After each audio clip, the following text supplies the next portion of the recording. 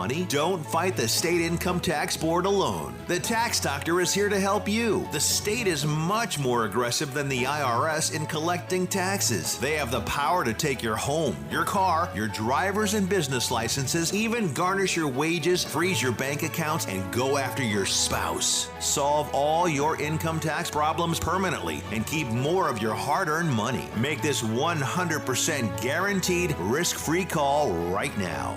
800-605-4650. 800-605-4650. 800-605-4650. That's 800-605-4650.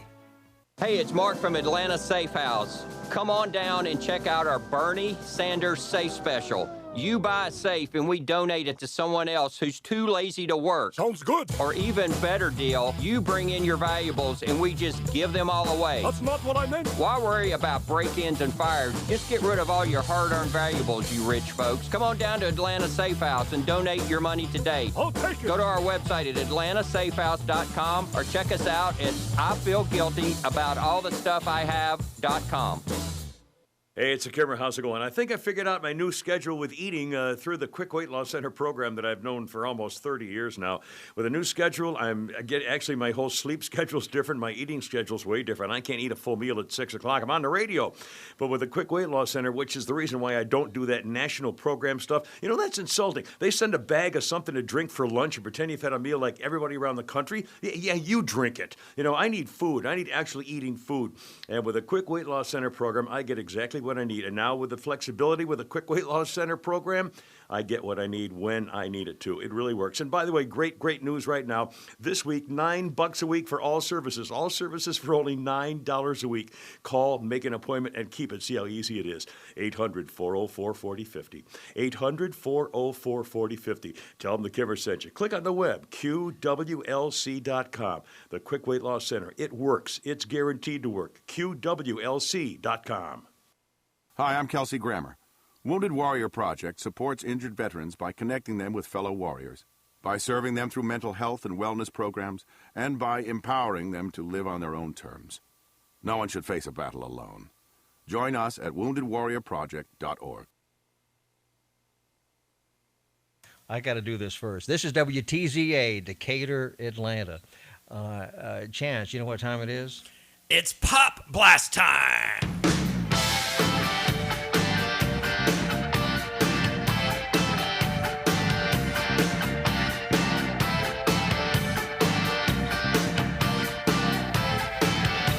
Welcome back to the nostalgic pop culture Pop Blast. I'm Chance Bartels, and my co-host is Mr. Al Hardy running the board.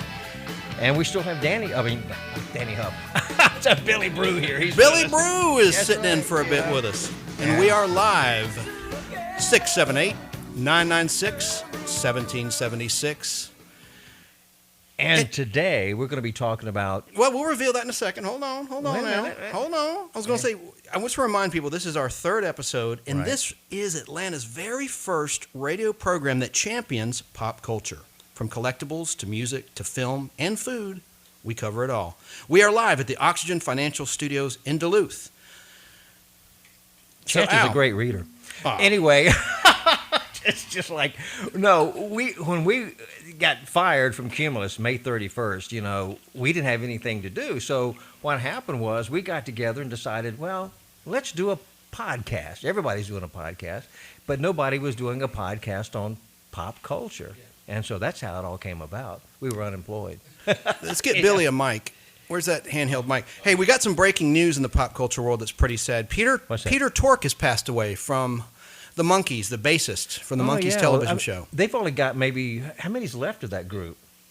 It's Mickey and Mike. That's it. Hang on. Now your mic's on. Go ahead. It's Mickey and Mike. That's it. You know what my favorite Monkey song is? Daydream Believer. Really? I like that one. Yeah. I love that song. I like more of the Mike Nesmith stuff, though. I like his stuff. I'm a little more deeper. And then Neil Diamond wrote one of their hit songs. I can't remember which one it was. I'm a Believer? I'm a Believer. He wrote that, yeah. So, I'm a huge Monkees fan. But Peter Tork, wow. You know, you really know your age when people you grew up with are kind of like Oh my God! They're not here anymore. When William Shatner passes away, people will go bat poop crazy. Oh yeah, that's gonna be a National Day of Mourning, even though he's Canadian. Yeah, he is Canadian. That's now, true. I never Canada. was a Star Trek fan, but I do like Yeah. William Shatner. Well- I do. I think he's he's a great talent. I mean, I just loved him on those commercials for what Priceline. Priceline. Priceline.com. They He were doesn't free take plug. himself too seriously, even though he comes across as taking himself seriously. You know what I mean? It's kind of like the inside Right. shtick or something. But I loved him. He was in an episode of Twilight Zone.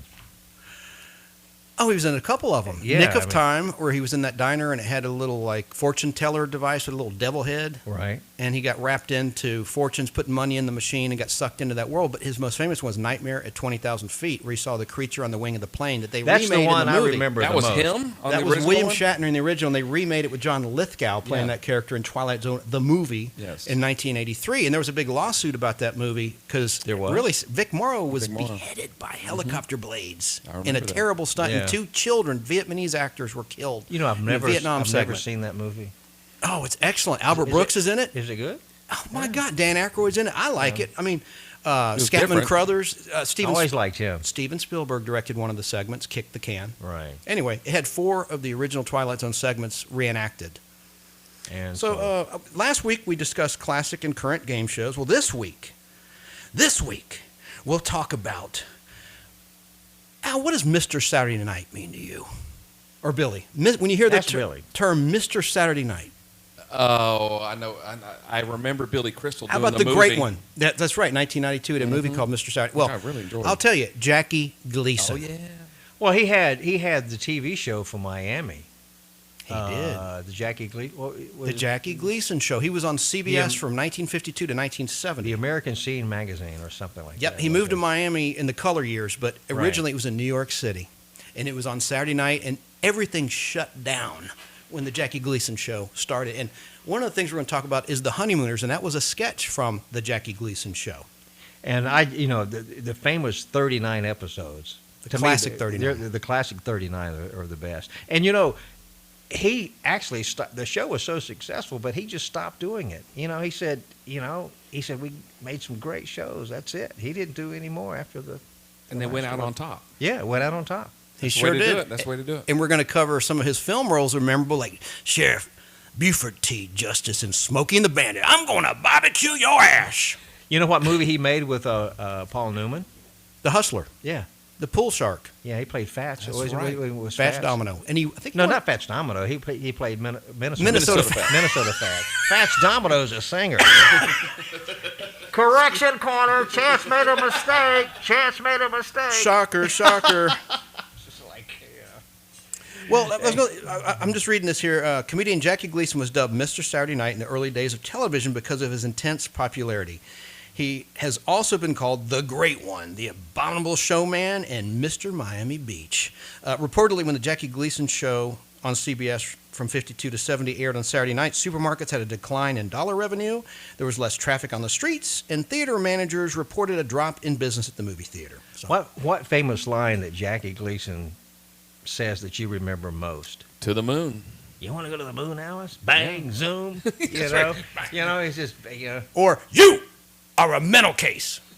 That's what he would say to Norton, his buddy, Right. the sewer worker. I was not alive at the time, but I can imagine he was the biggest thing in entertainment at that time. He was. Possibly. Now, I don't remember the Honeymooners per se because I was too young, but I remember watching his variety show where he had all of these great characters. He had Rum Dum and what was some of the other... There were several. And we talk about it in the recorded portion Yeah. of today's show.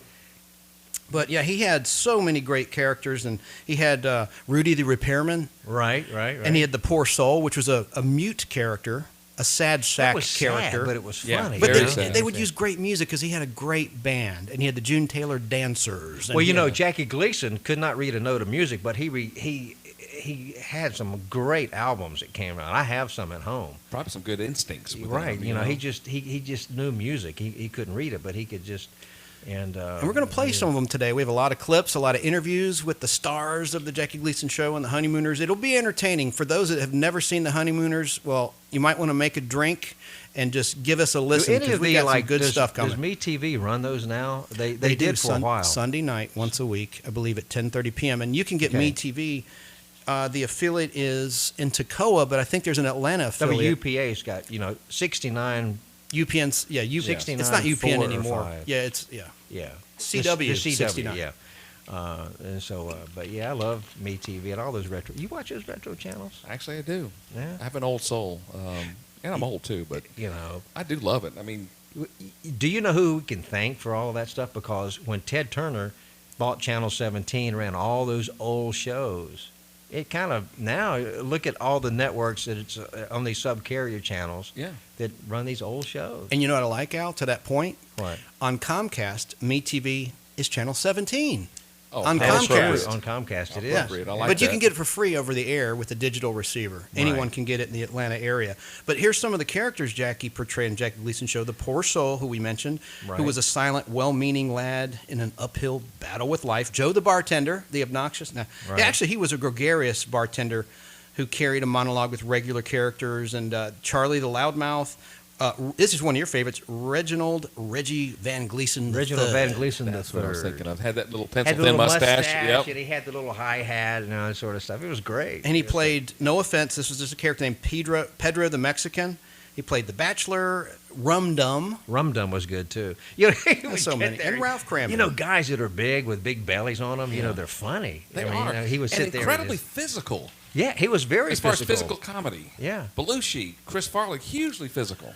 And we'll get back on track, but Didn't while he- Billy's, go ahead. Didn't he get hurt? And He broke a leg, He yes. broke a leg in one of his, And Art scenes. Carney speaks about that on our pre-recorded segment we're about to play. You'll hear a rare That's interview with right, Art that's Carney right. discussing where Jackie broke his leg. But Billy, while you're here, I know you got to run soon. Sure.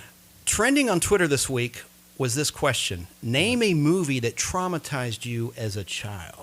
And so I want to ask that of you guys, and if you need to think a second, I can tell you about mine, or do you know off the top of your head which movie? I know which one. I was thinking about that because he asked me the other day. Traumatized. I remember The Exorcist was a little iffy, but I got truly scared, and I think it was just the way it was presented, was The Shining. It wasn't blood and gore. It was just so suspenseful to me. Oh gosh, yeah. Well, good. It's Stanley Kubrick. Yeah, and What a prolific And director. when the kid's going down the hallway of the hotel, and you don't know what's around the next corner. Don't know around. Instead of just, when Scatman Crothers got hatcheted, Oh man. I found that's that kind of gratuitous. I but- found that movie very disturbing. Yeah. I didn't. I watched it. I didn't care for it too much. So you never watched it again? No, I don't. But the movie that traumatized me, I like animals. I love dogs. I mean, I like any kind of animal. The one that traumatized me was Old Yeller. Yeah. Oh, In yeah. Disney, because at the end they had to shoot the dog, and that was just that just killed me. I never got. I mean, as a kid, you don't. It's just that's sad. And they didn't have any warnings, PG something. They No, just said, Here's your movie. and- I had no idea, and to this day, I don't watch that movie ever. We had to don't watch that in it. elementary school on a projector, 16mm film. It was like Yeah. movie of the week, and I'm like, what's going on here? This is sad. But the movie that traumatized me was a movie from 1975 called Bug with Bradford Dillman. You may not have heard of it, but it actually got wide release as a Paramount picture, and what happens in I it saw that. takes place in California. There's a huge earthquake, and all these prehistoric bugs are released to the surface, and they can start fires spontaneously. Sounds corny, They but look there were like some big roaches. they were disgusting beetle type roaches, Yeah. and there was a scene where a woman, the bug gets on the receiver of a phone. She picks up the phone and it gets into her ear and sets her hair on fire, and she dies. And this is sad too. I probably shouldn't mention this on the radio, but it attacks a cat. I'll just leave it at that. I mean, and hopefully back then they had the Humane Society, and it just looked too real. But I have had a fear. They actually ran that the other day on Comet TV. And it's run on Movies, a sub-channel. Right. Who has Movies? Is that WAGA sub-channel? That's Channel 5.2. Right, WAGA GA. TV, a great TV station in Atlanta. But Bug, if you ever see that, those bugs, I still have a little semi-fear of roaches to this day because of that movie Bug. It traumatized the heck out of me. Yeah, roaches are nasty, aren't they? They'll outlive us You all. know, I can take spiders over roaches. Really? Yeah, Me too. I can take snakes, anything. I just don't like roaches. I don't like snakes either. But and another thing in the news, did you hear about Steven Spielberg's adopted daughter? I've read that this morning. Did you Very know what I'm talking about, Al? interesting. Well, yeah, he has an adopted daughter. She's black, but she got She's into gonna the do it- adult film business. Thank you for not saying the word that rhymes with corn. Yeah, But yes, she got in the adult And film I'll get out of this business. topic, but I was just going to say, I mean, The thing about her is, I think she's just crying out for help or attention or something because, look, she's got missing teeth. I mean, she's not attractive. Let's just say she's not. I mean, I think that whole story. Well, I don't is just, think you have to be that attractive to be in adult movies, do you? But who wants? But necessarily. you do if you want someone to see them. Well, Anyway, enough said on Do that. they but- look at faces? I don't know. And another thing, guys, I think you're probably familiar with this. It's another pop culture subject, and we'll get back to the subject at hand. Have you seen the show McMillions on HBO? No. No. I don't have HBO. This is Nor do I. fascinating. Mark Wahlberg executive produced this. You remember the McDonald's games they had, the Monopoly game? Yes. Well, it turns out, and this has a Georgia reference. Didn't know this. The FBI investigated it. It turns out the $1 million winners for years were all related. There was a conspiracy. It was rigged, not by McDonald's, but by someone to be revealed in this 6-part. It's an hour long each part, and I've only seen part 1. Well, what was done about it? I don't know because I haven't seen it. This wasn't highly publicized in the news because when this was going down, it was right in the days before 9/11. So what happened was 9/11 hit and it dominated the airwaves and the news cycle. So it got pushed under the rug. So for the first time, you're seeing real footage from back then, and it's pretty cool what the FBI did in part 1. They interviewed one of the winners, and they pretended to be like a prize patrol, like what is it, Publishers Publisher- Clearinghouse with the balloons Sweepstakes. and everything, yeah. And they show up and they interview this guy on tape, saying, "So how did you get the game piece that won?" And this guy's totally incriminating himself on camera. So it's fascinating, and it all is revealed. And I think they've only released the first 3 or 4 of them, but there's 6 total, and I'm enthralled in it. And I wondered why that went away. That McDonald's Monopoly is back. Yeah. I used to love I that played silly that game. Did you play Monopoly? did. Yeah, I did. I never did the board though. I just give me free fries and I That's right. move about my day. That's all I always got was free fries. But it was a you know? big I didn't con- get anything else but free fries. It's a big conspiracy, and at the epicenter was a guy named Uncle Jerry. And he was the one that was giving out the $1 million pieces to his family members. So Yeah. anyway, check it out on HBO, McMillions. And thanks to Samantha Livingston for telling me about that.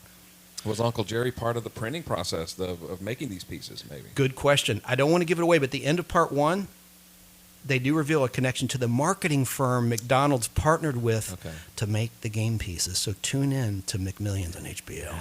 But now I think we should roll on our pre-recorded segment, but we'll be back live. So, hey, if there's something you want to talk about in terms of Jackie Gleason, your favorite Jackie Gleason movie, the Honeymooners, a favorite bit, whatever, just open phones, 678-996-1776. And how I remember the number if you're driving around, remember 678, the 996, I think of the Olympics of 1996 in Atlanta, minus the 1 because we're not number 1 in talk radio yet, but we're going to be. So 678-996-1776, spirit of 1776, and I want to Independence thank Day. Billy for staying with us. I'm glad that you did. And have what I him. want to do sometime is have Billy on our show when we record a podcast. I Can would you love do that? to. I would absolutely love Yeah, to. Yeah, come on. because I think we all have the same trivial, and Yeah, nostalgic yeah. mentality. And Yeah, the so- confusing thing is, it is the Nostalgic Podblast. That's our podcast title, but we're on radio, the Nostalgic Pop Culture Podblast, and we record a new show every Sunday. We'd love to invite you to our other studio, Okay. which is in Al's home, not far from here, and we record on Facebook Live a video every Sunday at 3:30, including tomorrow. We talk about war movies. So, but we're talking about Jackie Gleason and Honeymooners today. So hit it, Al, All right, let's go back in time. This is a great show. Take a listen. and we'll be back live. We're after. rolling. Hello, welcome.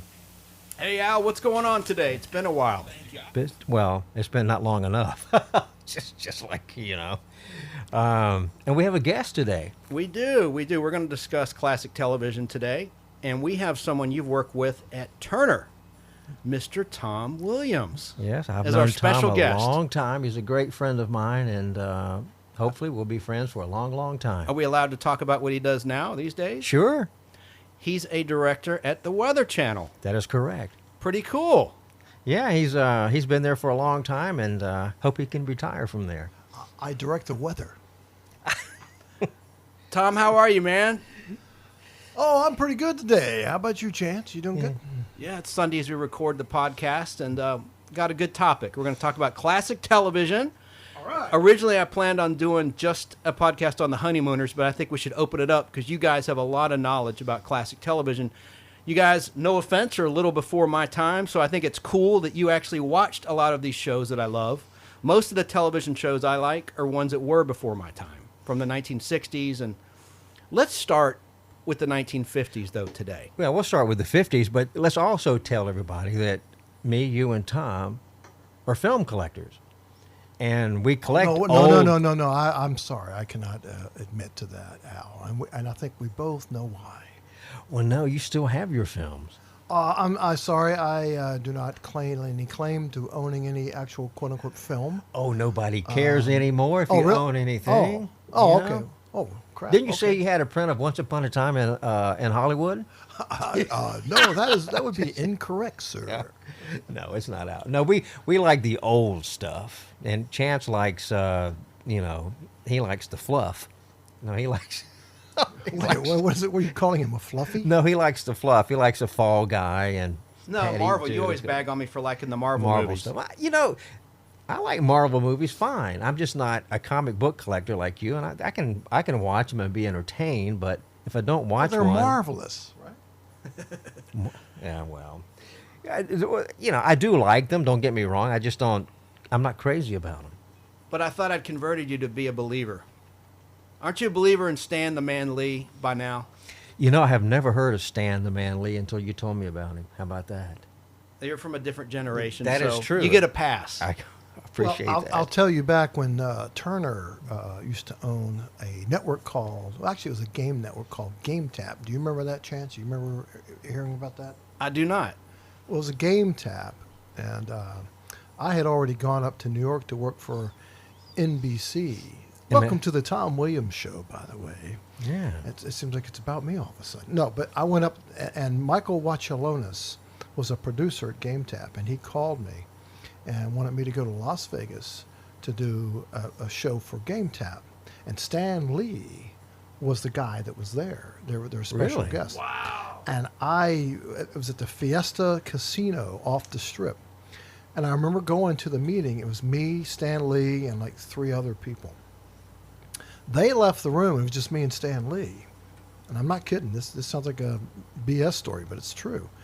And we were just talking about just stuff. Vegas. We didn't talk about Marvel. We didn't do any of that stuff because I kind of like Al wasn't really into the Marvel stuff that heavy.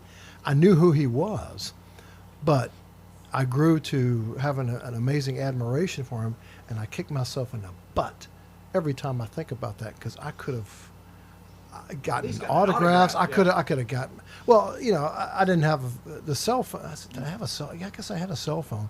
Did you get a picture with him? No, I didn't get nothing. So I got no proof, but it really did happen. You've got a great memory then. Yeah, but yes, I do. But we were by ourselves for a good 15, 20, 30 minutes, and we were just BSing, me and Stan Lee. Well, do you have any pictures? No, there's no pictures. You're kidding. No.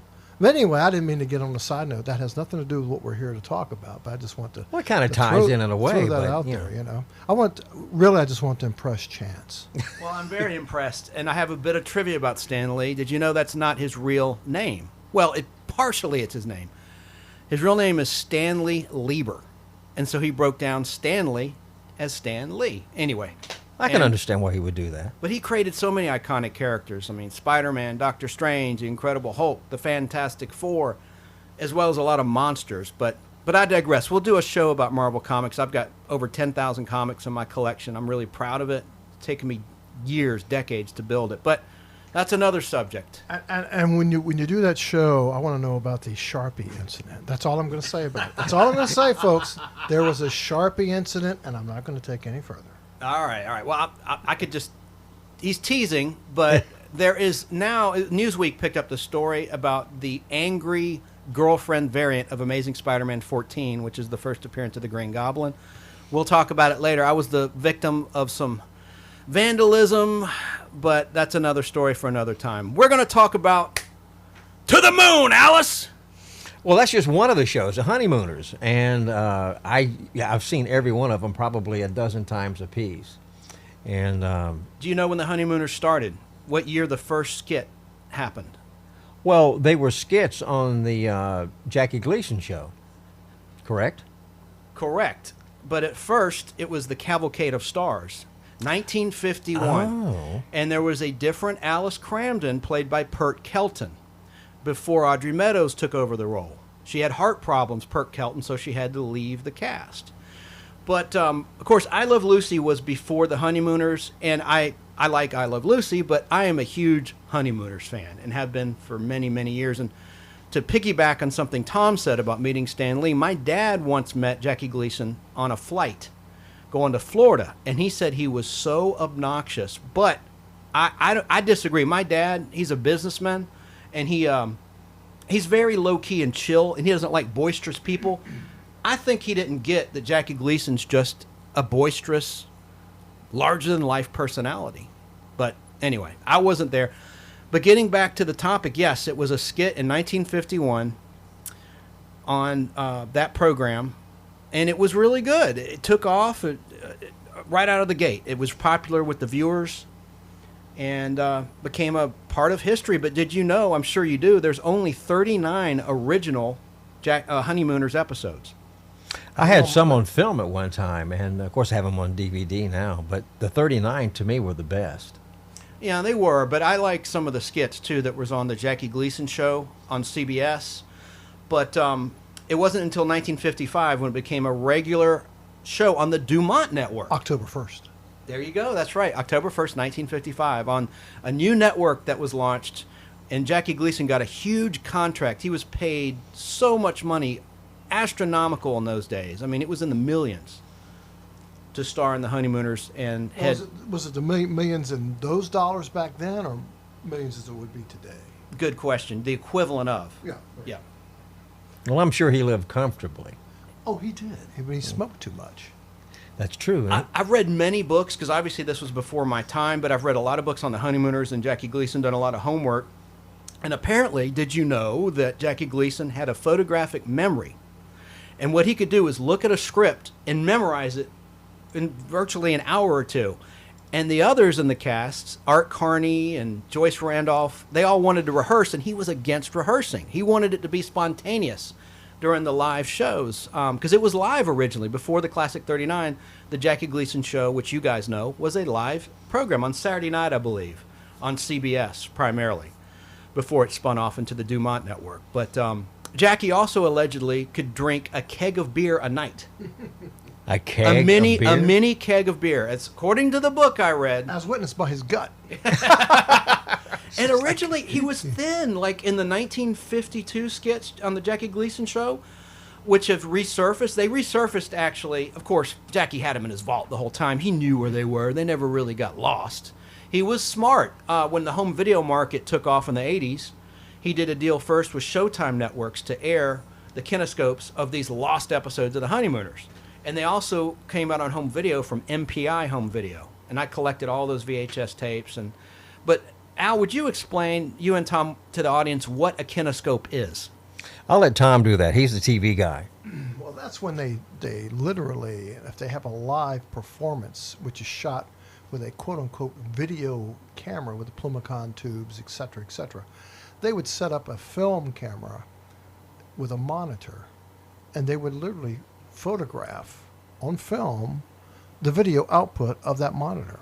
And that's why when you watch a kinescope, you'll see some type of hits, as we call them in the business, and breakups and stuff. That's just the videotape, or rather the transmission screwing up, and that's why it looks concaved on the edges. There's all kinds of things that you can look at and tell it's a kinescope. But that's how they did it back then. Well, it doesn't look as good as actual film. Well, true, but that's how they bicycled it from coast to coast. They might do it live on the East Coast, and then either later that evening or next week or whatever, it gets to the West Coast on film, a kinescope. What was the show's primary chief competition on the other network? That's a good question. Al and my favorite performer, Perry Como. The Perry Como Show. That's on right. NBC Mr. C. was stiff competition. Very much stiff competition. There were two different shows. I mean, he had a great entertainment show, a variety show, different people on there. And Dream Along With Me, I'm on my way to a star. Do you remember all the different characters Jackie would perform and portray? Like the bartender? Rum Dum. There you go. And Rudy the repairman, the TV repairman, that was a bit he would do on the Jackie Gleason show. And Reggie Van Gleason, the rich Reginald guy. Van Gleason III. There you go. Yep. And there were many others. But, of course, Ralph Cramden's the one that had the most staying power. And what was the other guy that? Actually, they had another guy that was a bartender. His name was Frank Fontaine. Well, he wasn't the bartender. He was the drunk. Oh, the drunk. Yeah. Hey, Joe. Hello, Mr. Daniel. Oh, yeah. Crazy Guggenheim. Crazy Guggenheim. That's him. Yeah. Yeah. I remember And that. Frank Fontaine was an amazing singer. He had a voice that sounded like he was an amazing singer. Well, it's kind of like equated to Jim Nabors as Gomer Pyle. Okay? Because Jim Nabors' voice really didn't sound like, that crazy, goofy voice. No, he had a great voice. He had a really deep, rich baritone. So did Frank Fontaine. It was amazing. And to watch him sing, he would be the crazy Guggenheim, because Jackie Gleason would get him, hey, Craze, why don't you sing us a song? Oh, okay, Mr. Johnny. And he would break into his little bit. You don't have a clip of that, Al? No, we can find that. Hang on a second, okay?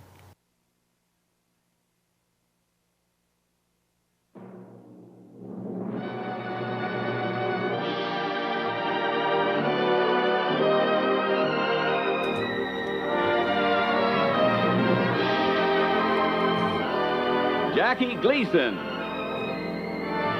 The Honeymooners, with the stars Art Carney, Audrey Meadows, and Joyce Randolph. Yes, that's the What a Honeymooners. great theme. Yeah. And of course, that's the theme to the classic 39. The It live is. show had an entirely different opening, but that's the one we know and love through the wonders of syndication. That's the one from the 39 episodes. Yeah, we all love. I love that drum beat right at the beginning of that music. Drum roll. Yeah, you like strip clubs, too. Boom, boom, boom, boom, boom. I'm just kidding. Sorry. I didn't mean That to was say a good. I like that. Well, I am Tom. single, so you're sort of on the money. No, actually, I think strip clubs are a waste of money, but we digress. Let's do. Looks like Sonny wants to say something, Al. He's almost right in our laps. Sonny Go is ahead, Al's cocker Sonny spaniel loves dog. every. Say Sonny something. loves everybody. Sonny. He's right in the mic. Okay, anyway. I can get him to bark if you want. That is the hungriest dog I've ever known. I love Sonny. He's a good dog. He's a dark-haired cocker spaniel. He's a good boy. Yeah, he's a good dog.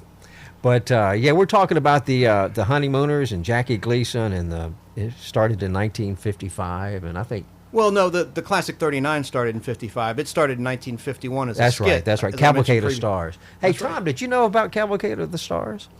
Yeah, I don't know too much about it, though. Back to Chance. Oh, And I only know through books that I've read, but I just love they keep finding more and more kinescopes, because Jackie Gleason died, unfortunately, back in 1987. And these kinescopes keep surfacing. And you guys described what a kinescope is expertly. I think it's really cool because it's a time capsule.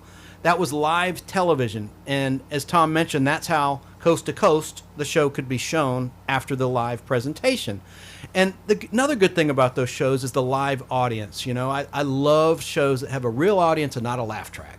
It's just so genuine and really funny. I mean, shows were so much funnier and better written back in the golden never age been a of fan television. of laugh tracks. I never have. Yeah, and one of my shows I like the Patty Duke Show, and they have a terrible canned laugh track in every episode. It's just awful. But Norman Lear really brought back the live audience with All in the Family and Maude and the Jeffersons. I'm actually watching the Jeffersons. I bought all 11 seasons on DVD. I got it for $30. $30 for 11 years, and they are so good. I'll probably stop watching after like season 6 because it got pretty silly. And I think I eventually never they got did into get the a laugh. Jeffersons. They were funny, It's but so good. I never watched Oh it. man, Sherman Hemsley, and he was good friends with my fiance's dad, Stanley Livingston, who played Chip Douglas on My Three Sons. Very unlikely friendship. I mean, just because they're of different age. I'm not Right. talking about race or anything, but very unlikely friendship. But they were really, really good friends. And Sherman Hemsley was a great live performer. But we're here to talk about, well, all things TV, so we can digress if we want. But, Did you like back- the Jeffersons, Tom? No. But did you see the remake A remake. that they did on They ABC? did a live. Yeah, they did, it was. I did not see it, but it was not well received. But it was actually quite good. I mean, they'll probably do another one. I wouldn't doubt it because Jimmy Kimmel's behind it. So I don't know. And they did All in the Family too. Yeah, I mean they followed it with the Jeffersons. Right. With Jennifer, what was her name? Jennifer Hudson, is that her name? The black She singer. played Wheezy? Yeah. No, the black singer who was the singer, and she sang in between the shows to bring on she sang the Jeffersons theme. Oh, Janet Dubose sang the original version. Right. Yeah, moving on up. Yeah, that's it. So that's how they bridged the two shows. She was behind the scenes, behind the set, walking, and she eventually walked onto the set and ended the song. And then the show started. It was rather clever, actually. I need to see that. I've got then. it. I've got it. Share it with me. I never I saw want to check that. that out. I never saw that. And they're doing more too. But I think the ratings were strong for that, for the revival. Well, they were. I mean, they were because they advertised the heck out of it. So whether you like it or not, it got good ratings, and I'm sure they'll do a lot. And Norman Lear was there, sitting next to Jimmy Kimmel, and wearing wearing his goofy little hat. Yeah.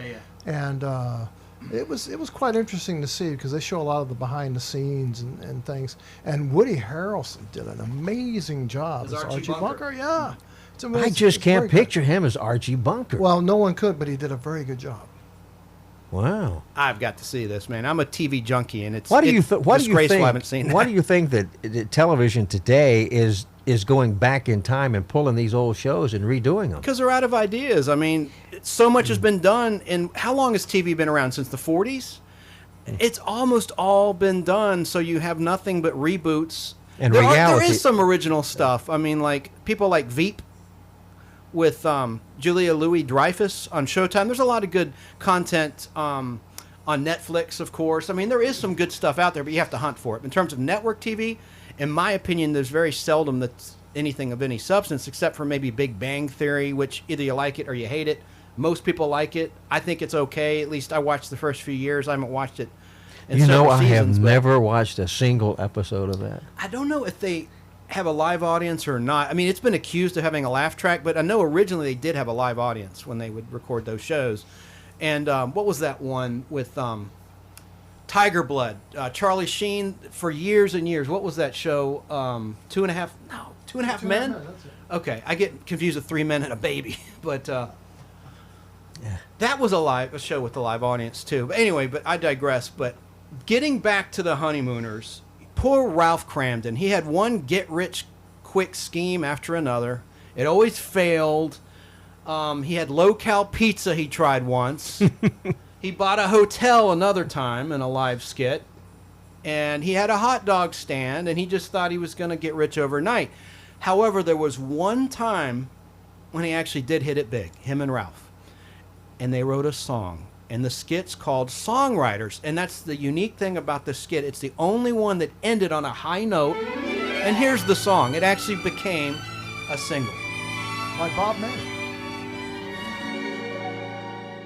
The garbage can goes clang, the radiator goes bang, and the vacuum cleaner makes a racket too. Put them all together, and what have you got? That's my love song to you. A car outside gets a flat, somebody steps on a cat, and the next door neighbor's kid is screaming too. Put them all together, and what have you got? That's my love song to you. A salesman rings the bell, and then he tries to sell a book about the peaceful life in Rome. But you can have your quiet. It takes a little riot to make a house into a happy home, to make my life complete. Some guys are fixing the street. If I'm lucky, they'll keep drilling all night through. Though it's a mighty den, not like Gershwin or Berlin, it's my love song to you.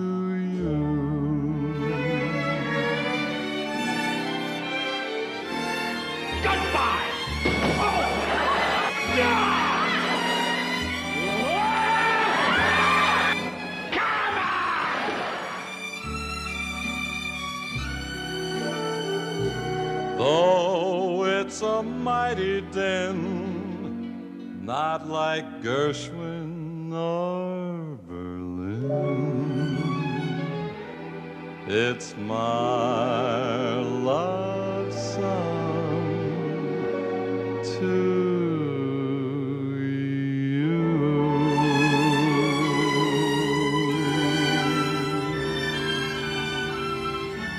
I love those strings. You're the greatest.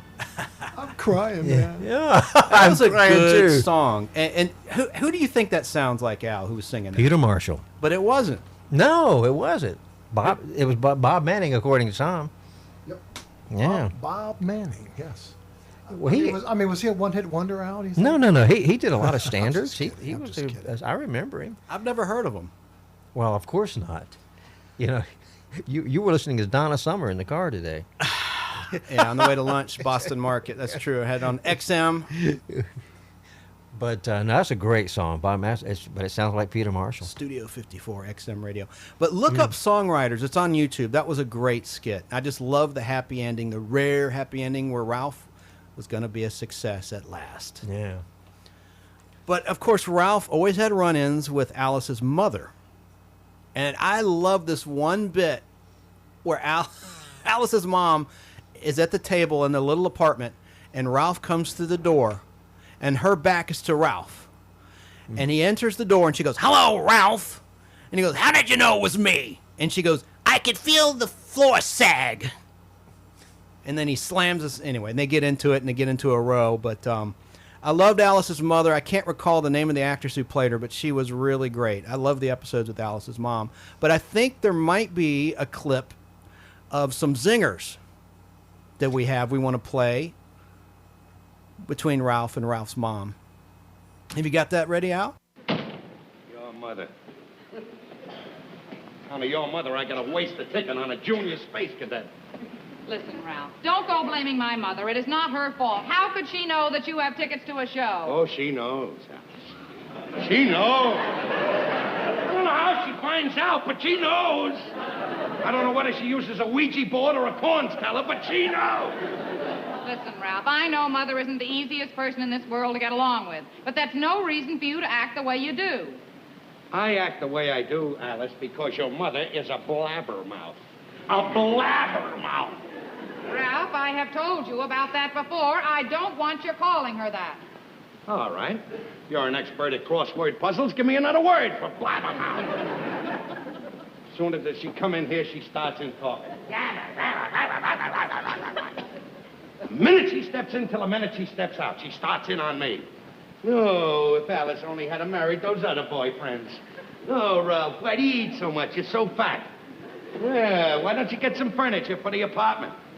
Your mother's nosy, Alice. Nosy. Snooping around. Anything I hate, it's a nosy blabbermouth.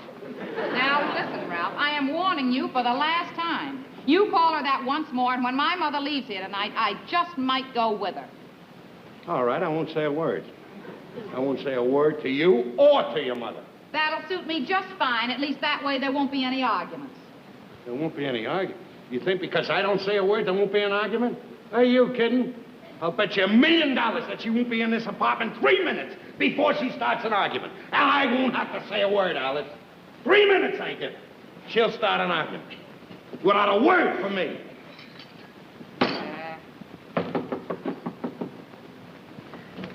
Oh, Alice, dear. Oh, hello, dear. Oh, my.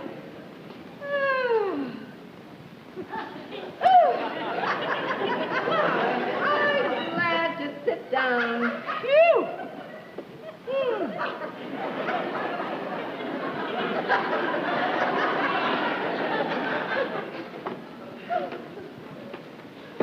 You know, Alice, I wish you didn't live so far from the subway. Oh, Mother, it's only 3 blocks.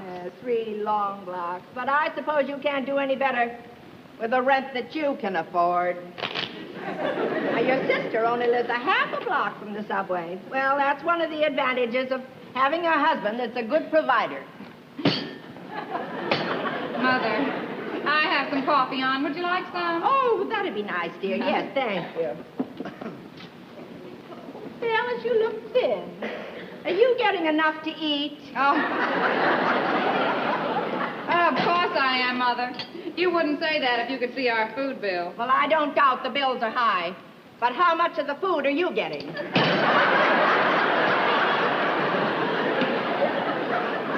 Mother, don't you worry about me. I feel just fine. Well, I hope so. My goodness, a little food is the least you can get out of marriage. Oh! Oh, by the way, guess who I saw today? Who? Chester Barnes. Oh, you remember Chester, that nice boy that was so crazy about you. Yeah, how is he? Oh, he's fine. He's just fine. Oh, and he's handsomer than ever. Oh, my dear. And he's so tall and slim. I guess a man doesn't have to get fat if he doesn't want to. Oh, we had a nice long chat. You know, he's so charming.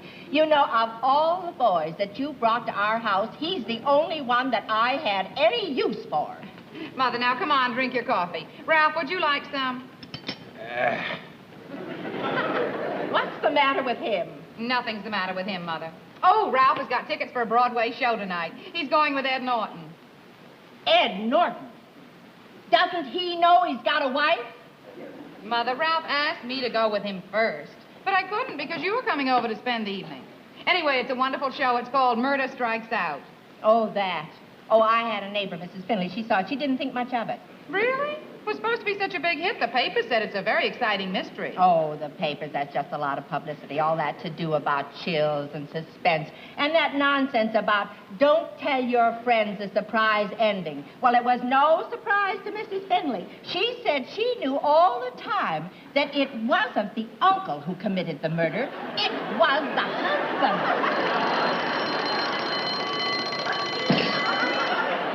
You are a blabbermouth! A blabbermouth!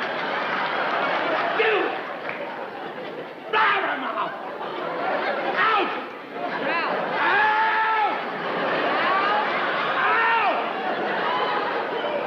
Well, I've had enough. Out! I'm going home. Oh. Blabbermouth!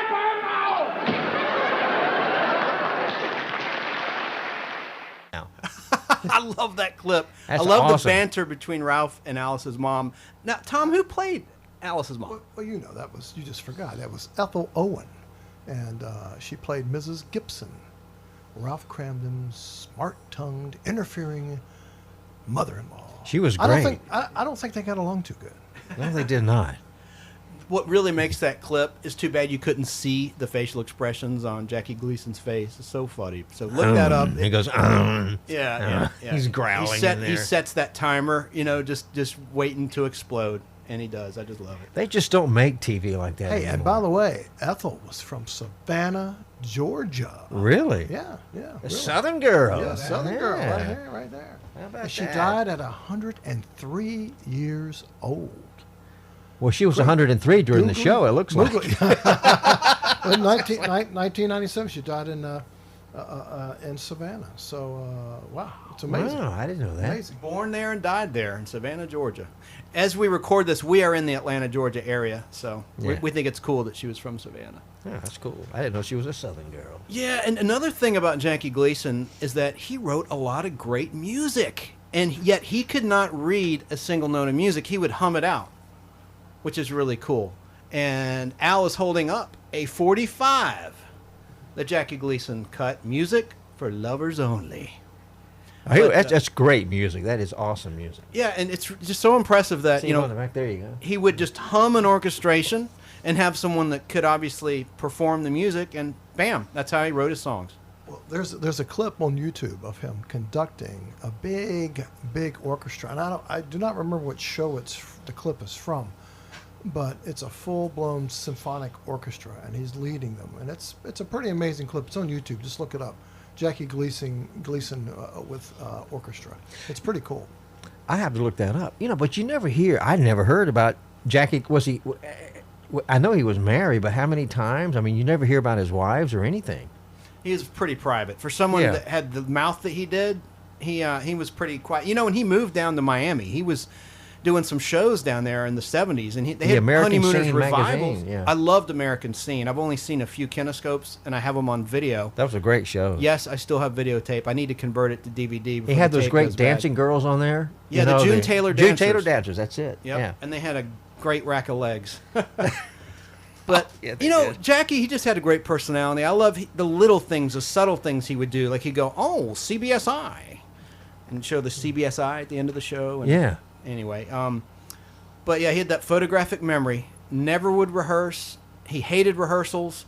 And he was kind of difficult to work with. But what a star. What a personality. How did he and, my mind's blank, the guy that played Ed Norton? Art Carney. Art Carney. They got along pretty well, didn't they? They sure did. In fact, there's an interview I'd like to play. You don't have to play it right now, but Yeah. Art Carney didn't do many interviews, but he did one after Jackie passed in 1987, and it's pretty cool. I want to play some of that at some point today, not this minute. Just want to quickly talk about one of my favorite monologues that Jackie did in a classic 39 episode. It was an episode where Ralph found a satchel full of money on the bus, and he thought he finally hit it big. It was called Funny Money. Funny Money. I had a Great 16 episode. millimeter print of that. Fortunately, it went vinegar, and I threw it out. But yeah, it was a really good print while it lasted.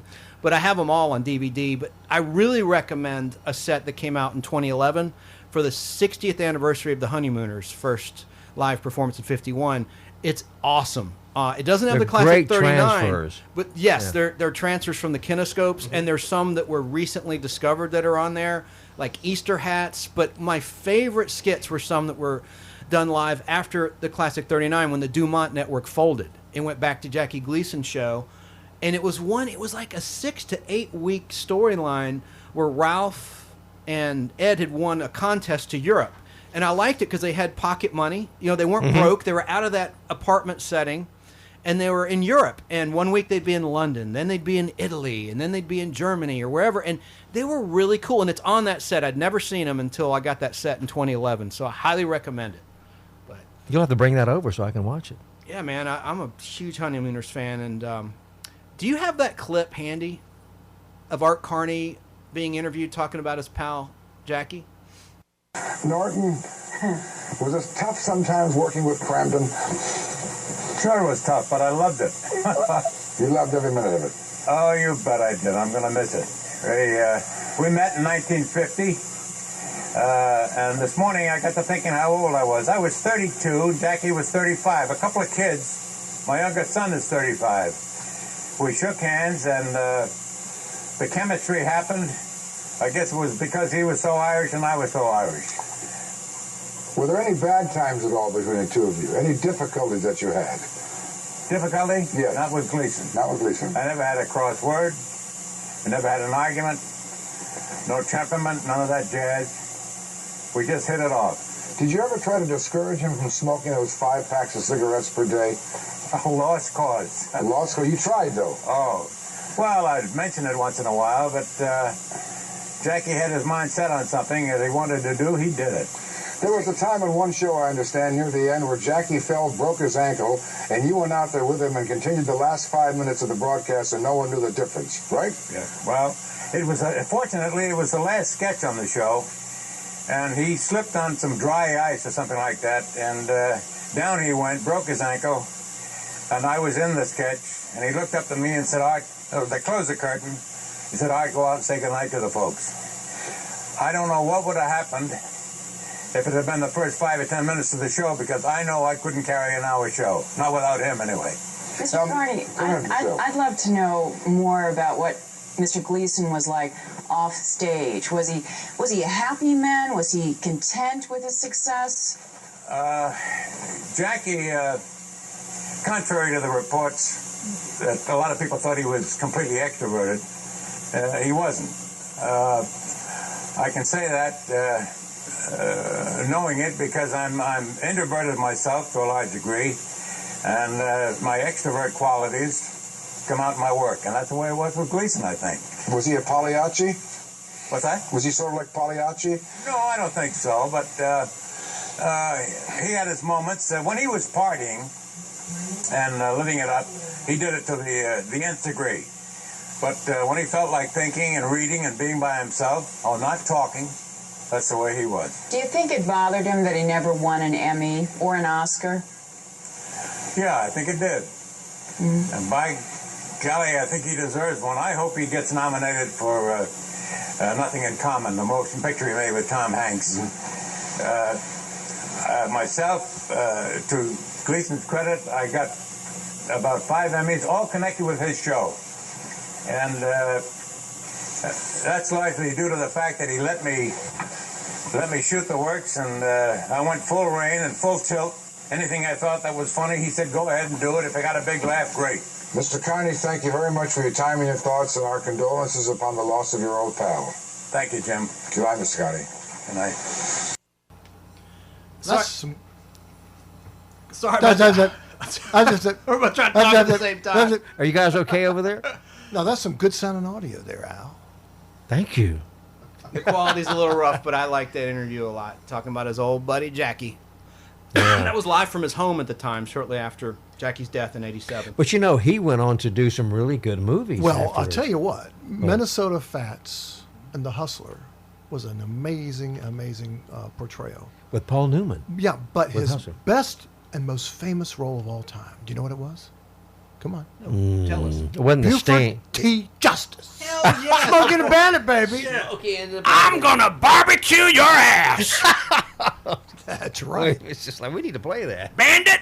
Yeah, we got to get a clip from Smokey for sure. How could I forget? That is the best. Buford T. Justice. With the toilet paper on his shoe in the restaurant. Remember that in the barbecue Yeah, joint? he says, I'm going to Walking go home and kick your mama in the face, or punch your mama in the face. I'm going to go home and hit your mama in the mouth. In the mouth, that's what it was. And then he had another good line. There's no way you came from my loins. When he's talking to his son. The doofus that was supposed to marry Sally Field's character, Frog, but she bailed on him at the altar. Yeah. Hey, Al, getting back to Jackie Gleason and his music, did you know, and because you own a lot of these LPs, as I do. Yeah. I own some EPs. Not as many as you, but I do own But some. he has his output, 20 plus singles and nearly 60. Do you hear that number? 60? 60 long playing record albums and over 40 CDs. Wow. And is that amazing? And he didn't sing. And that means I got to go to the record store and buy a lot more records because I thought I already had them all. But it's a bunch great. of them. It's great music. But It just really is. Fantastic. And his first music is called Music for Lovers Only. Was that the EP you had there? a moment Yeah, ago? right here. It says, was that an EP you've got? This is an EP, Jackie Gleason, it's an Music EP, for Lovers Only. Yeah, and he still now listen to this. What? Here's something that he probably didn't know, that Chance probably didn't know. He still holds the record for the longest stay on Billboard's top 10 charts, 153 weeks. We're talking Jackie Gleason. Jackie Gleason. You Who know, would he's have not even a known? musician, for crying out loud. I mean, he was just wow. That's amazing. incredible. That's amazing. Oh, that's a great EP. Talk about a multi-talent and a triple threat. You know what I like about this? Of course, you can't see it. You know what we need to do? I have a camera. We can record the show and put it on YouTube. We should start doing that. We can start doing that. Why should Southside Steve have all the fun? Yeah, well, I don't know who that is. So we won't do that. But did you see? And then you could see Chance in his Jackie Gleason outfit. Yeah, That's right. He's paying homage to him. He's got a fat suit on and everything, and he looks great. He does. Fat Fat suit on. I've actually got a bright green Invaders TV shirt. Did you- T-shirt on for the TV show. You know what The I like Invaders, about Quinn this Martin show. this album cover for Lovers Only is the cigarettes in the ashtray. Yeah, that's cool. Well, That's- see, that's something you don't see anymore. Now, in the reproduction of that album cover, they have paint boxed that cigarette out I can see why they did that. and replaced it with pills. You know, It's kind of like Meet the Beatles when they had Paul had a cigarette in his hand and they digitized it out for. I didn't know that. That's Yeah. pretty lame. I have the original, but they in the later issues they well, digitized do the you cigarette out. remember along the same time period, Manny, Mo, and Jack? Manny, Mo, and Jack? Manny, Mo, and Jack, Pep Boys, and the Oh, little yeah. dude on the end with the glasses. He used to have a cigar sticking out of his mouth. Now, everyone go Google Manny, Mo, and Jack. The cigar. But that was was a gone. trait No, for the that. cigar's gone. That was a trait Cigar's for that. gone. They got rid of it. But a cigar, that's not like a cigarette. It doesn't matter. The masses, the tobacco is so bad. I mean, they made him get rid of it, and they were pressured to get rid of it, and probably by what, 3 people? Yeah. And that's what happened. That's sad. Just so sad. That's bad. And now I've got to It's talk the world we live in. real quick. I'm not trying to go on and on with these clips, but I do have one more of my favorite monologue. Now, everyone's got their favorite, so this probably isn't yours, but this is my favorite monologue of Jackie Gleason as Ralph Cramden in The Honeymooners, and he just found a satchel full of cash on the back of his bus. For a couple of days. That's more than anybody else in this dump can say. For 2 days I had it and I went with it too. It came easy and it went just as fast. And that's the way I'd be if I had it. Easy come, easy go. If anybody found out I had it, they could have it. My nature to spend. Except I never have anything to spend. I just love that, man. He's a great talent. That's a great clip. And I'm glad it sounded better than the last one. No, wait a minute. Funny Money. Yeah, it's a good show. I, too, had that on film at one time. But, like I said, I have all the 39 episodes on DVD. And I paid a lot of money for those. Now you can get them for... Well, heck, you were with me at the Goodwill when we went Goodwilly. Goodwilly? What the heck? Goodwilling. And I bought the box set for like $5. Yeah, Remember? yeah. And I paid like $49 or $59 for it when it came out. Well, I'll sell you mine for $20. I've actually got the Laserdisc set of the classic 39. You I don't got- have the DVDs. I need to get them. I'm a Honeymooners freak, and all I have are the kinescopes. Well, you know what? I will give you mine. Yes, I will give you mine. Well, damn, you're at the top of my Christmas list, that's for sure. Thanks, Tom. That's awesome. Very nice. Yeah, look at that. Awesome. But, we're talking about the Honeymooners and Jackie Gleason and one of the greatest TV shows ever, in my opinion. It was, and there's just a couple more interviews. You don't have to hit it just yet, but there's one interview that Jackie did with the great Johnny Carson in 1985. He was promoting a movie. He was doing Nothing in Common with Tom Hanks, and I think that might have been the last movie he did. That wasn't it, Tom? Wasn't that the last movie he did? I thought, maybe. For some reason, I thought Sting 2 was one of the That was best a ones. stinker. Yeah, it was a stinker. That was a stinker. Did you see that? Yeah. No, I the never Sting saw it. 2? Well, it had Mac Davis in it of all. It was terrible. Oh my gosh. Also, the guy that was in Carl Malden, he was in it. Remember? Oh, yeah, with the cauliflower nose. Yeah. Now, Chance, did you ever see Brad Garrett's movie, the Jackie Gleason movie? It was excellent. I don't remember what it was called, but I thought he did an amazing job. It was great. It was from 2002, and I have it on my DVR. I recorded it years ago, and I've watched it maybe twice. It was very good. They did an excellent job. Showing his backstory, as a kid, going to comedy clubs with his dad, and, like a lot of great comedians, he had kind of a sad story, There was a lot of pain behind the laughs. Really sad. Just like Richard Pryor. Well, he had another movie. What was it? Gigo? What? How do you say that? Giglio? I don't know. He didn't talk. He played like a deaf mute. Yes. And he was actually quite good in it. Jackie Gleason did? Yes. Because all of I've his... never all seen of- that. Yes. What's amazing about it is all of his facial expressions, his body expression is just absolutely amazing. He's like a fat Marcel Marceau. Yeah. And he's self-taught. Hey, that's funny. Come on. That is. Fat Marcel. Or like Dom DeLuise, but funny. He's a funny man, too. Yeah, I know. I'm just kidding. He's fat people are funny. And the beautiful thing about film is that these people live on forever. I mean, Jackie's been gone since '87, but thanks to film and video and kinescopes, I mean, he's going to live on for hundreds and hundreds of years throughout the generations, unless someone drops a damn bomb and the world explodes. He's going to be around for all time. That he is. Jackie Gleason was one of the best. I mean, he appeared on Johnny Carson, and let's check that out. Oh, good.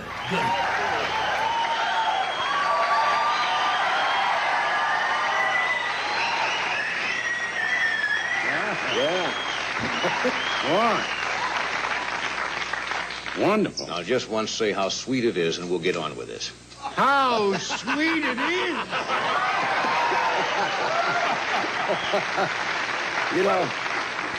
You know, must be a kick. You did the Honeymooners in what year exactly? The first original 39 episodes.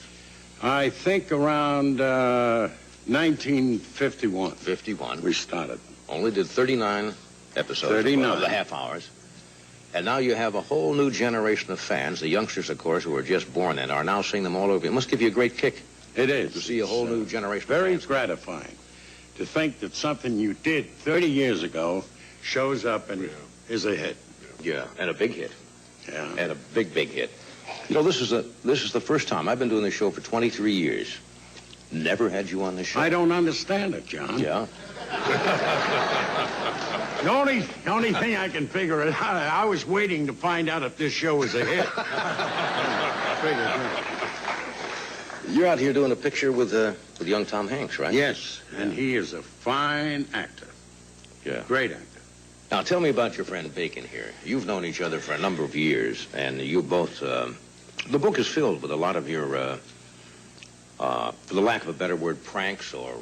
Escapades, evenings out.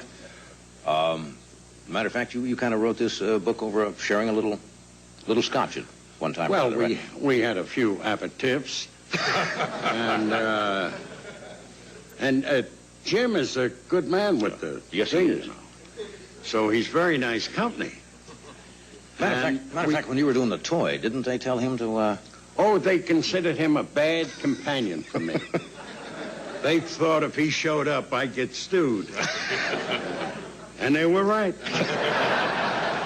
You know, I was reading the book last night, and I came into your dressing room a while just before the show tonight. And I said, you remember a show. Oh, John. We can get that one out of the way right off. Yeah.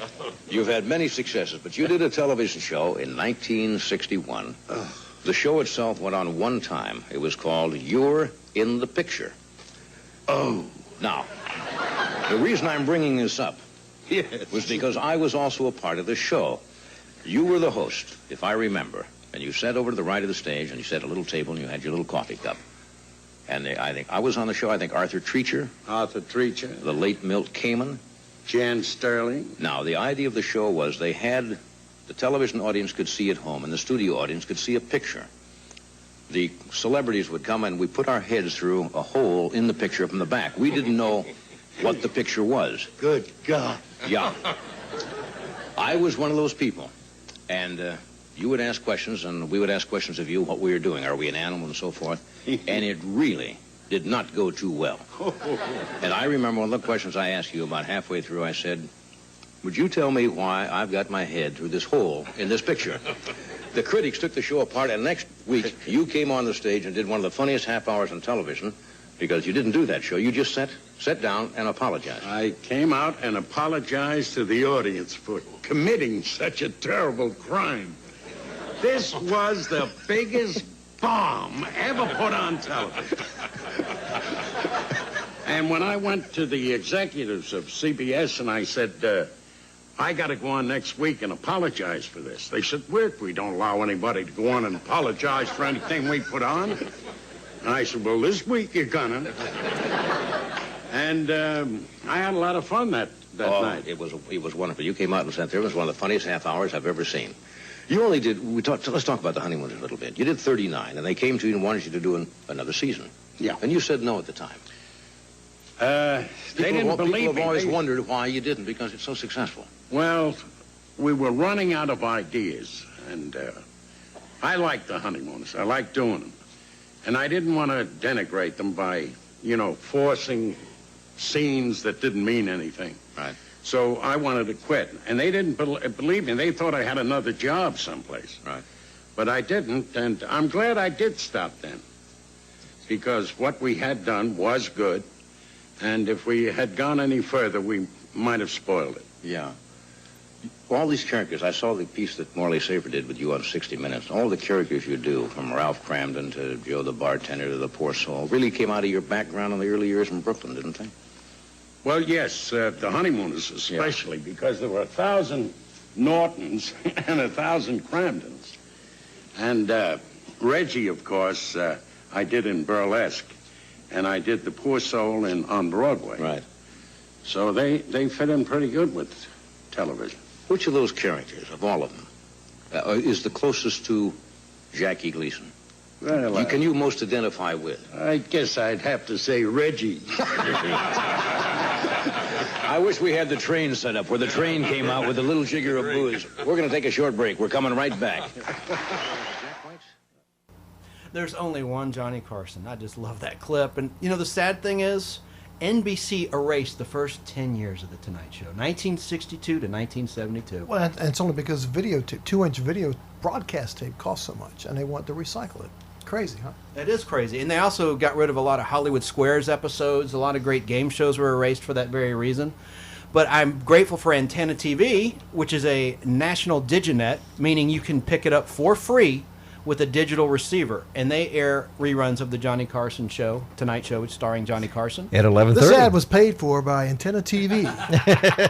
I'm just glad they play them. They need to add some new episodes, though. They started in 2016, and they're playing the same ones. Well, they probably only paid for so many. They have about a year's worth of material because they air every day, and on the weekend they air the 90-minute shows, 1970s shows, but they don't have anything older than 1972 that's left. But anyway, unless you find a kinescope. And a buddy of mine actually has a kinescope of a Johnny Carson show from the 60s. Ellis Hogue. You know him, Al. I know him. Big collector. He's a film collector, but as we mentioned at the top of the show, we're all film collectors, and that means 16 millimeter. These guys have 35 millimeter, I believe. I know Al does, but I just have 16. The way I see it, if it's old, we like it. That's right. You know, if it's old school, we like it. But Al's such a nice guy. Like, he repairs my films. He has, from Ted Turner stuff he was given, tools that you can't find, like splicers and other pieces of equipment pertaining to film that's just fantastic stuff I should have invested in a long time ago, but I never really fooled with it. So, Al, I'm always grateful to you repairing my films when I bring them over if there's sprocket damage or whatever. Well, no problem. Now, getting back to the Honeymooners, you know, of course, we haven't talked much about Audrey Meadows. No, Audrey, the second Alice Cramden, and arguably the best. I thought, you know, wasn't she a voice for one of the girls on the Flintstones? No. No, but the Flintstones was based on the Honeymooners. Oh, okay, that's right. Yeah. But who was she married to? Steve Allen. That's right. Now, here's the funny thing. I when I worked at Turner, I did a show called the Trumpet Awards every year for 9 years. Yeah, I remember those. And Steve Allen was one of the hosts of that show. And guess who he brought with him? Audrey Meadows. And I did meet her. Really? Of course, did I get a picture? No. Do you have any of that video? Not a. Well, no, she wasn't. She wasn't on the show. Oh, she was in the studio. just. No, she was just with Steve. She came to the show. Like off camera. Yeah, of course.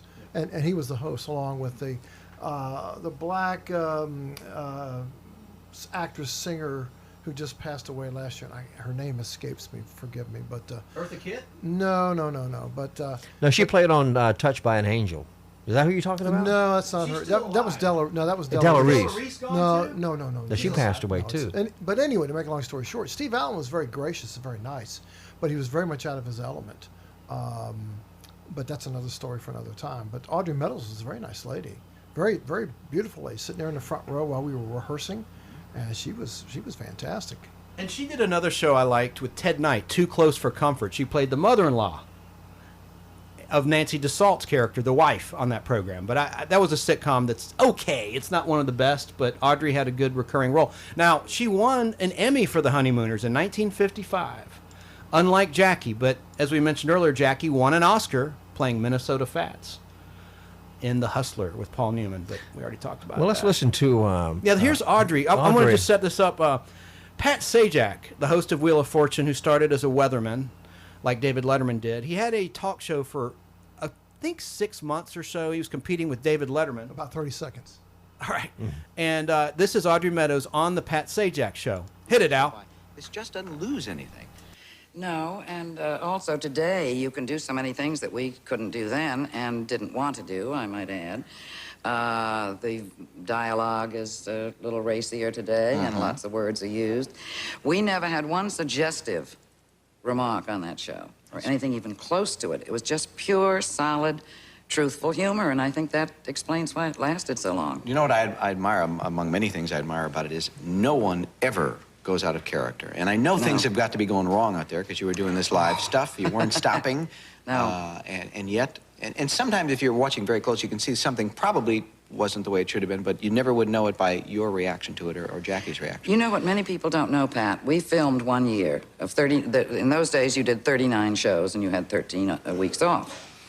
We did our 39 shows. We did 2 a week, and we never took over one single shot or word. And there was one show called Chef of the Future, where they go on television. I don't know. A few people remember it. And they're trying to sell some dreadful kitchen equipment. And a piece of it broke off, and it flew off the set. And the 2 of them fell on the side of that flat, and it went right smack over on the ground, and that's still in. Yeah. He never did it over. Yeah. Now, today, with tape, they'd stop immediately, and the crew would rush around and put the wall up again. Yeah. But with Jackie, no, he wanted it fresh and vital and new. Well, it showed. You know, tape is a wonderful convenience. Yes, but I have heard, I've heard this from not directors, not ours, Artie, but I've heard this from other. Hey, you're welcome. I take it all back, Artie. You were a wonderful cameraman. but I've heard directors say after a scene or a take, they'll say, "That's perfect. Let's do it again." I've never understood that. I don't understand it either. Yeah. I mean, if you got perfection, stay with it. Stick with it. Do you remember this fix cover? What isn't broken. Do you remember this cover? Oh no! You have this in your collection? No. This is 1953. This was when you. This is you and your sister Jane. Yes. Yeah. And a nice story about you guys. You were just getting started then, 53. Would that have been the first? No. When did we start? 52. 52, yeah. Mm-hmm. So this was early on. I was looking at the story about it, and before I tell you what Jane had to say, do you remember doing the first show, the first episode? Do I remember? It is etched indelibly on my brain. The first show I did with Jackie, I had always been rehearsal happy, and I'd worked with just about every comic in the industry who were all rehearsal happy people. The more you rehearsed, the more secure you felt. Sure. And I didn't realize that Jackie worked totally differently. So after I got the job, there was a week before I went on, and I was in a show on Broadway.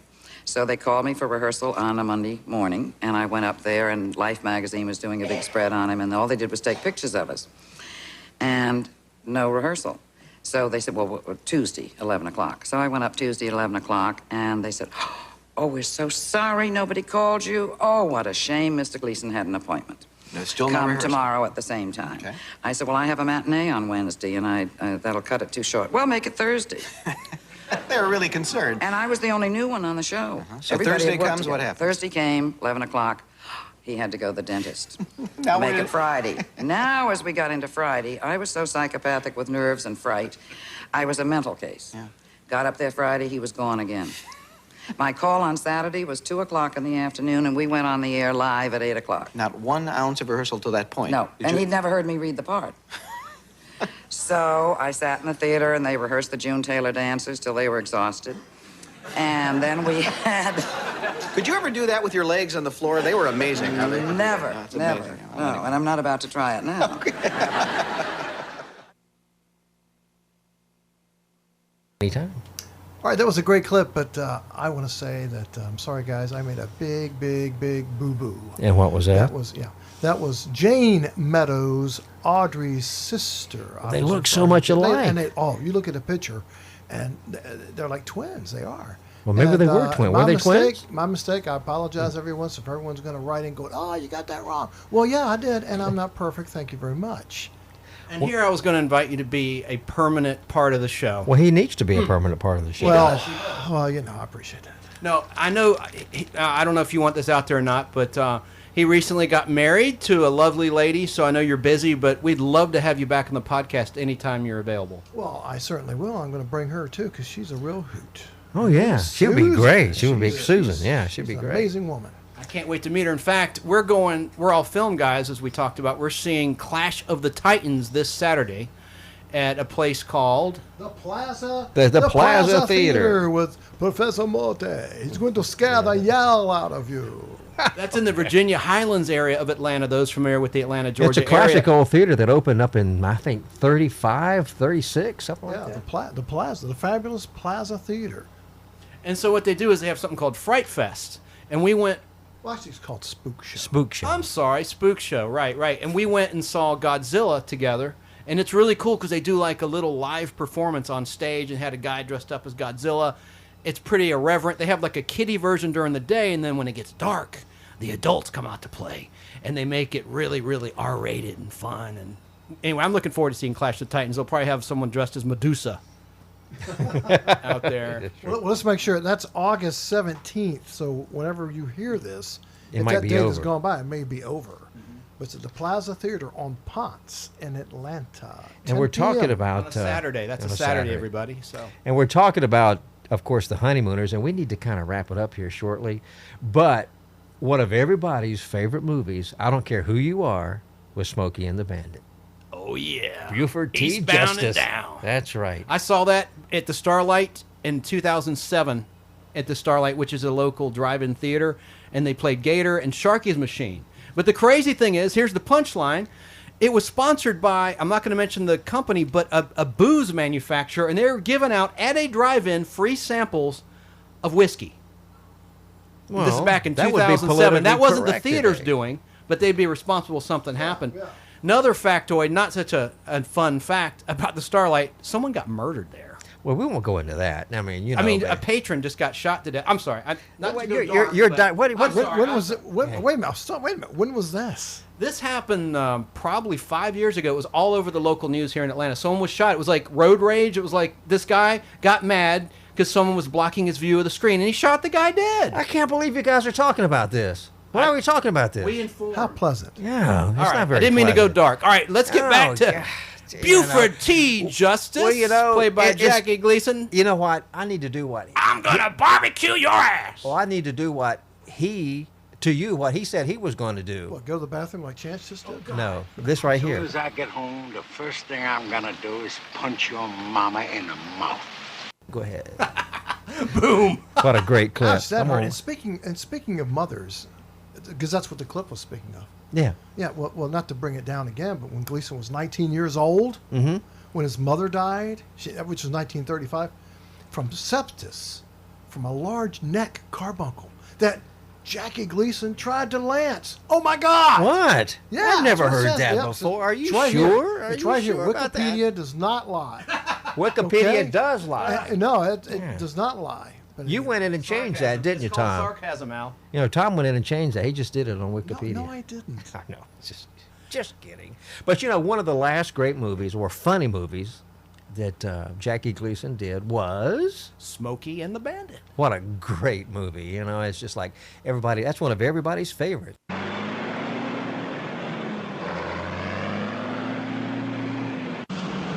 Breaker to the bandit. Come on back, Breaker. Bandit, I've got a Smokey report for you. Come on. Well, talk to me, good buddy. You got trouble coming. Well, what's your handle, son? And, what's your 20? My handle's Smokey Bear, and I'm tail grabbing your ass right now.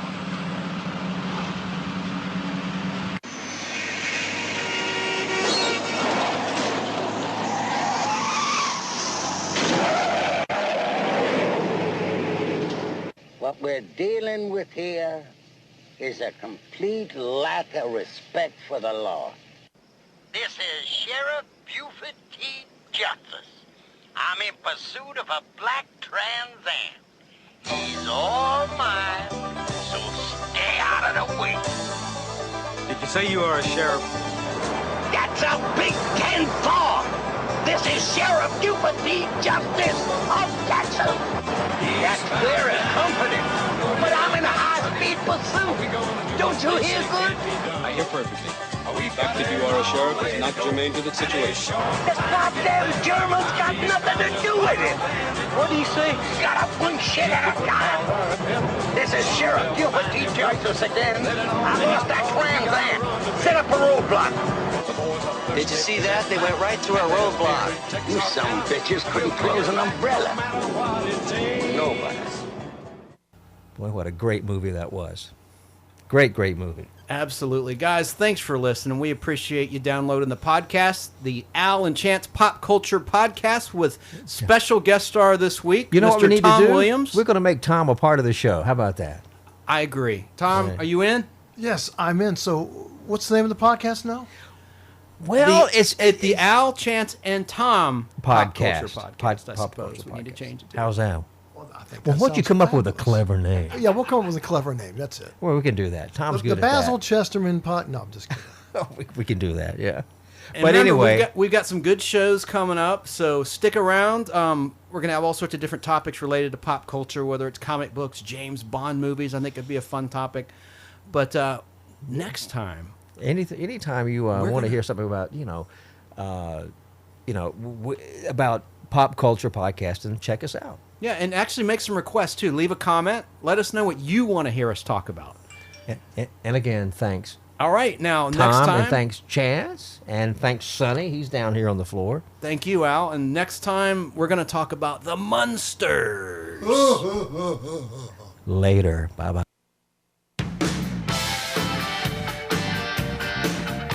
Well, that was our show. It was number 3. Correct. And we recorded that back in July of 2019. Actually, My mic it's one is of my really favorite hot. shows.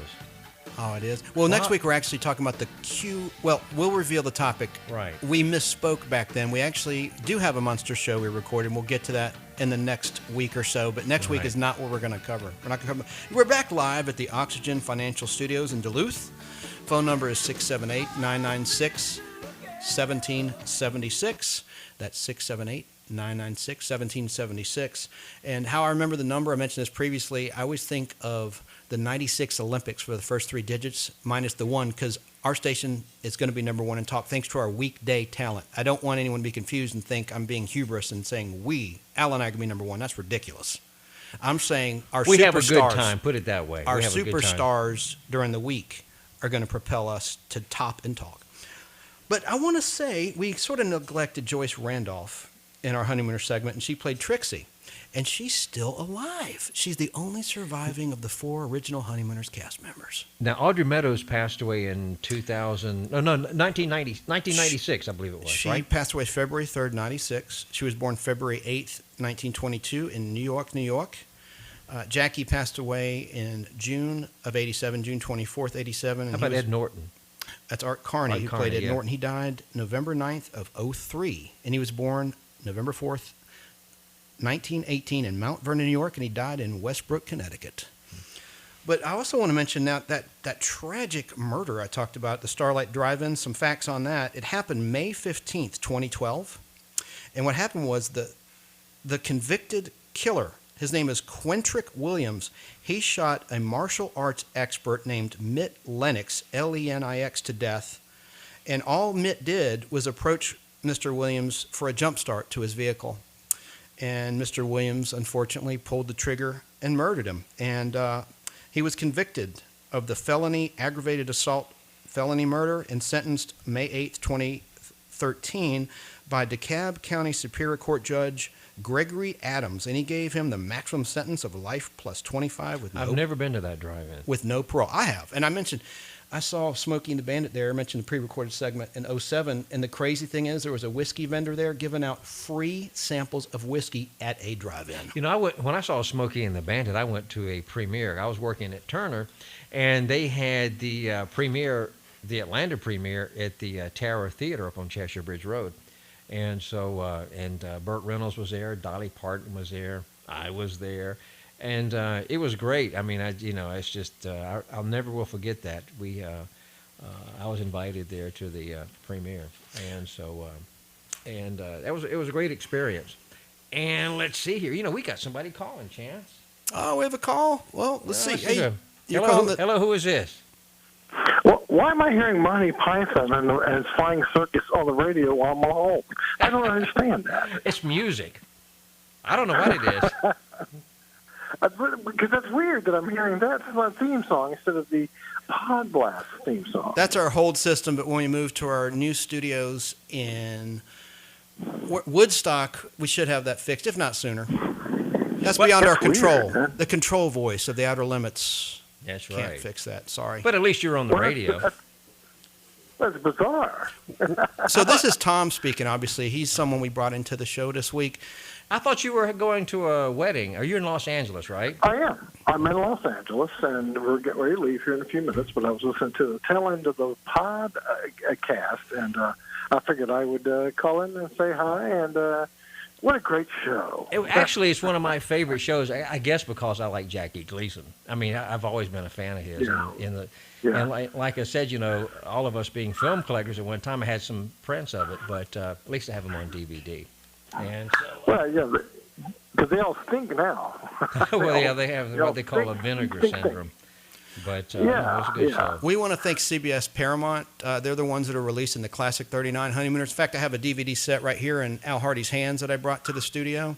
Yeah. And the kinescopes were released by MPI Home Video, and there's a great set. It's on sale on Amazon right now. It was released in 2011. It's the 60th anniversary edition, and it's on sale for $50. Normally retails for $130. It's fantastic. And you got to leave that at my house today so I can watch some of them, right?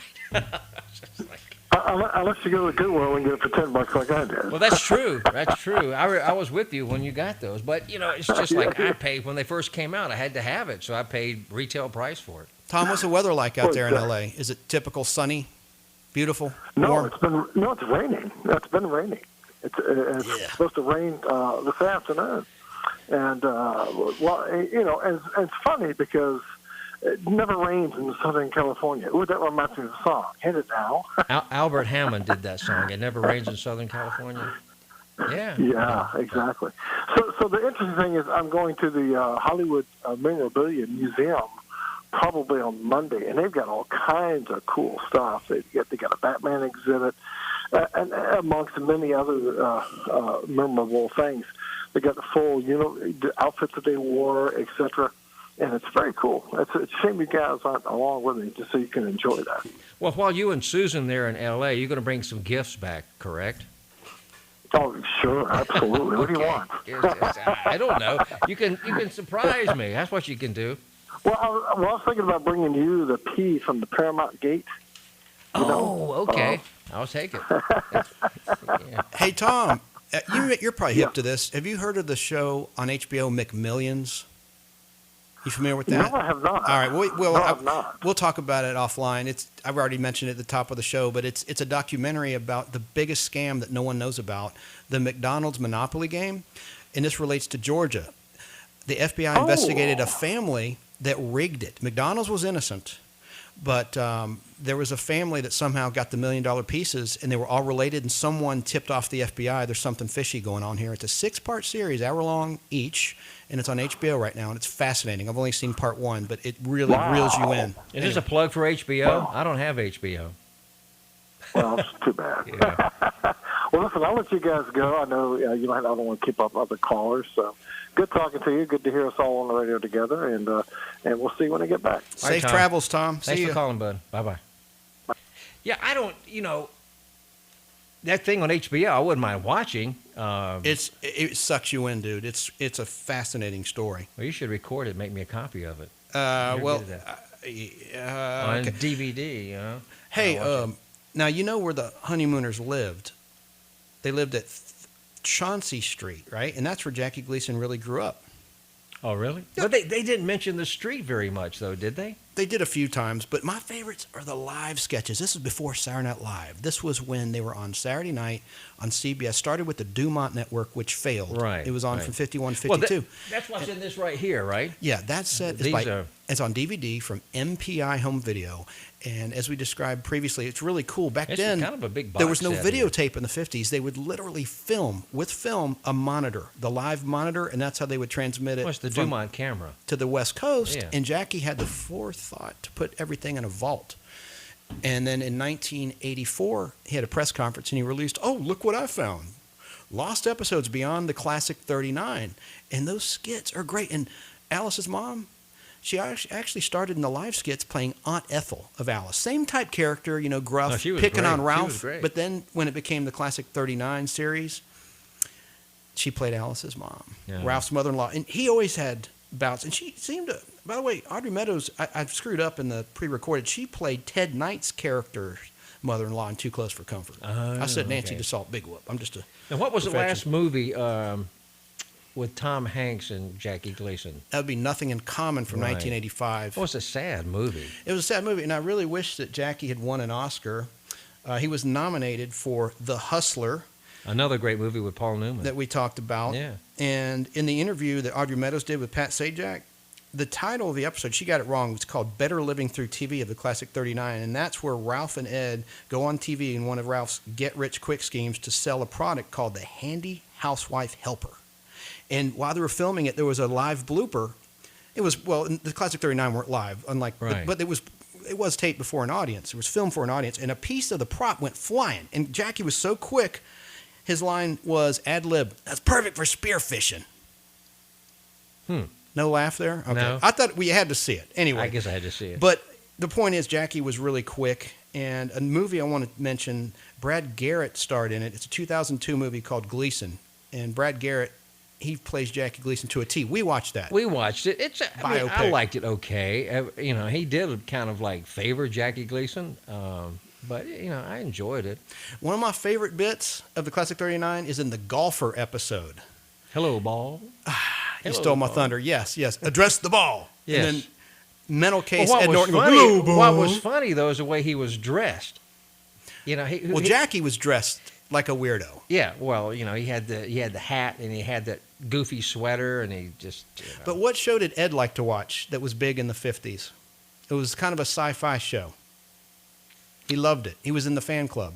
Oh, he put that Captain Video and the Video Rangers. Yeah, he put that helmet on or he something. put a big space helmet, looked like a fishbowl on his head. But why did you turn the lights off? Because then I can tell if there's a call coming in. The board lights up. I can see up. right there. Chance turned the lights off in the studio. I just wonder why I'm in the dark. I'm getting fresh with you, Al. Yeah, well, turn them back on. Okay, there we go. I can see now. But that was funny. I don't know how many episodes they made of the live skits. Well, no, with the Captain Video. Oh, I don't know about that. There only was a few that he was, he did that. We have to give a shout out to a wonderful company called Gold Medal Products, and what they do is they make popcorn makers, and they're based here in Atlanta, right near Six Flags over Georgia. And the thought is that it dawned on me. There's so many people spending hundreds of thousands of dollars in Atlanta on intricate home theater systems. Nobody's going to movie theaters anymore. We saw an article: AMC theaters is declaring bankruptcy.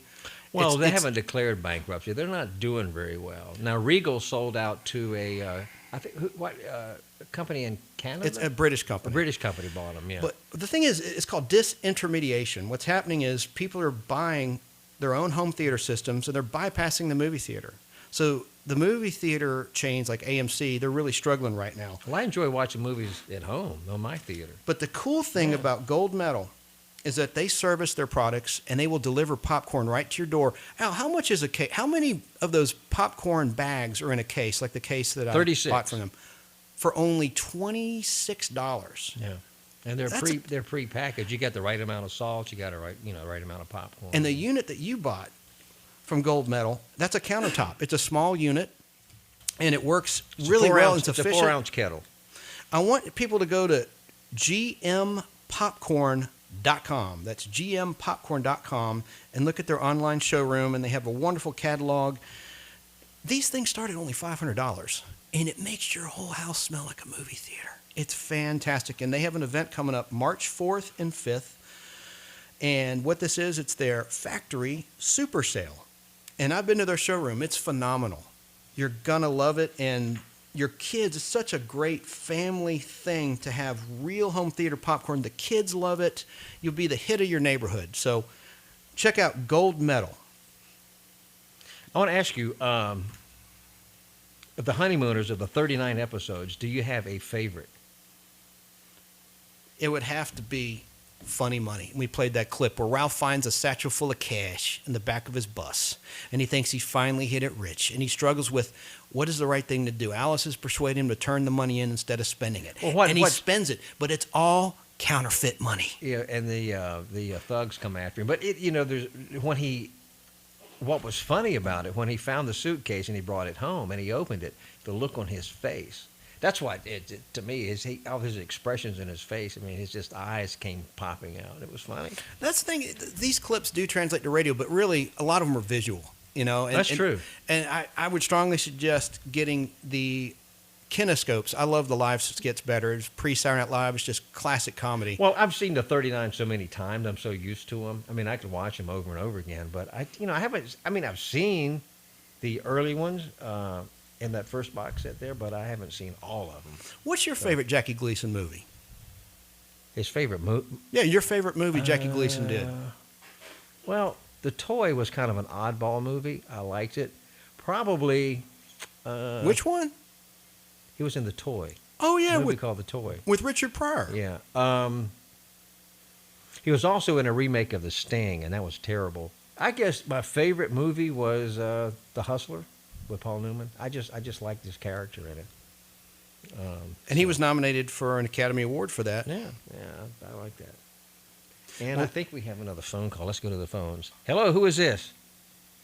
Hello? Hello. Hey, I hear a doggy. I hear a dog. Who is this? Nostalgic Pop Culture Pop Blast. Oh, yeah, dude, I'm outside. I just heard you guys mention The Toy.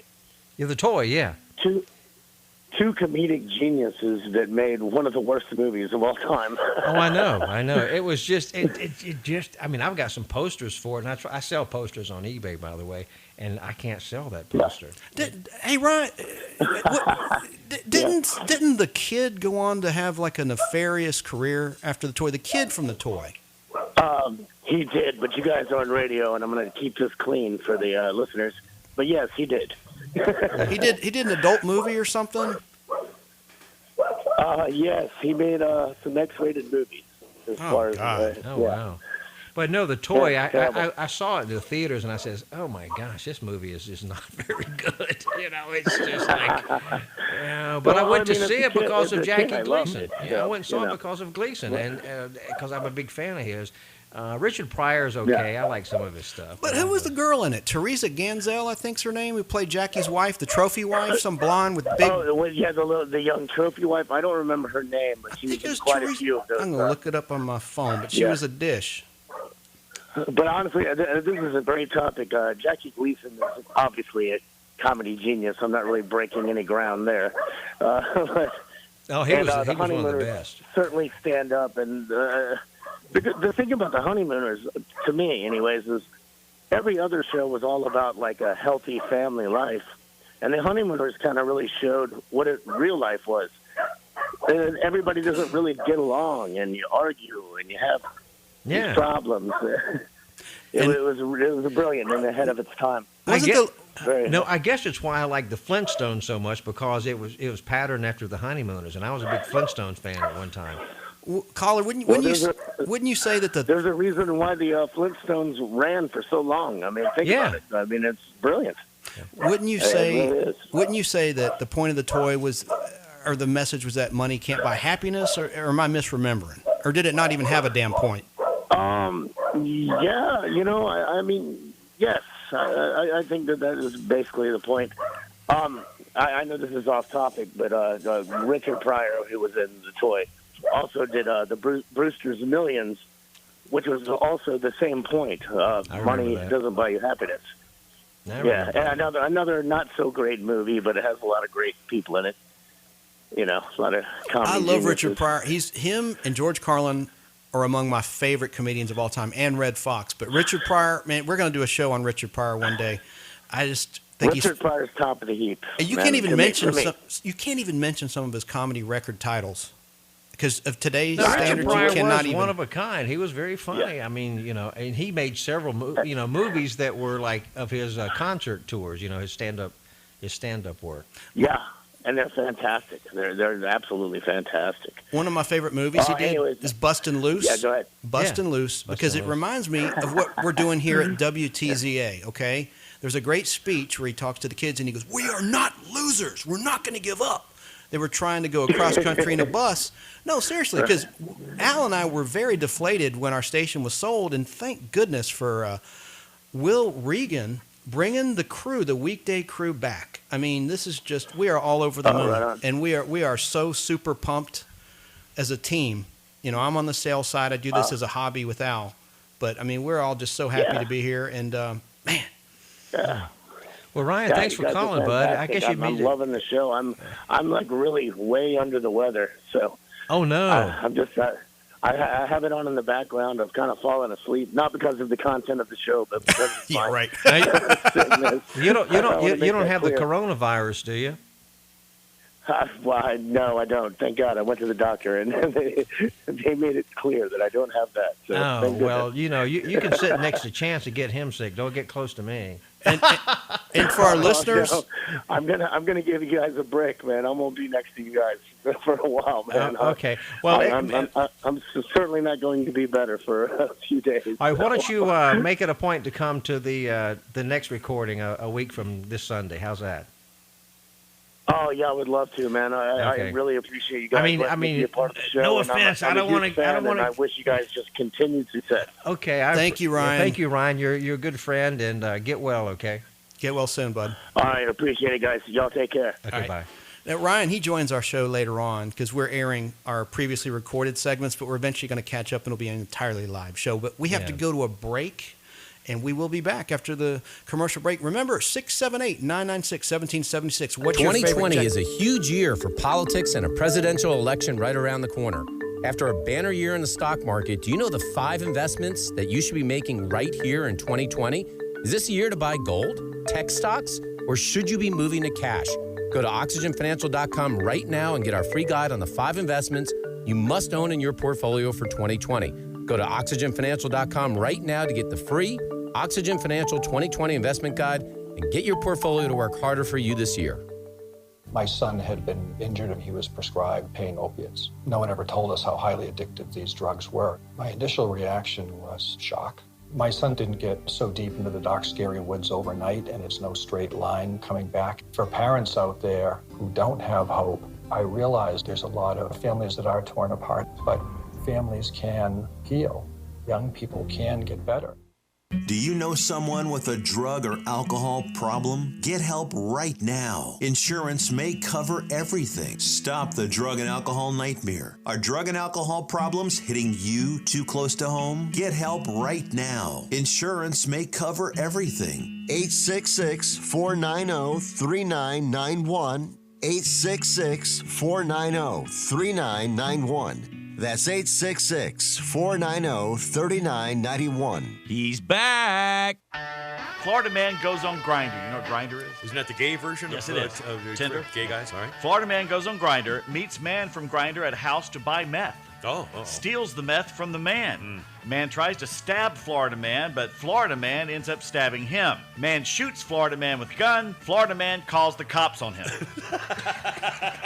Hey, officer, I was stealing this guy's meth and he freaking shot me.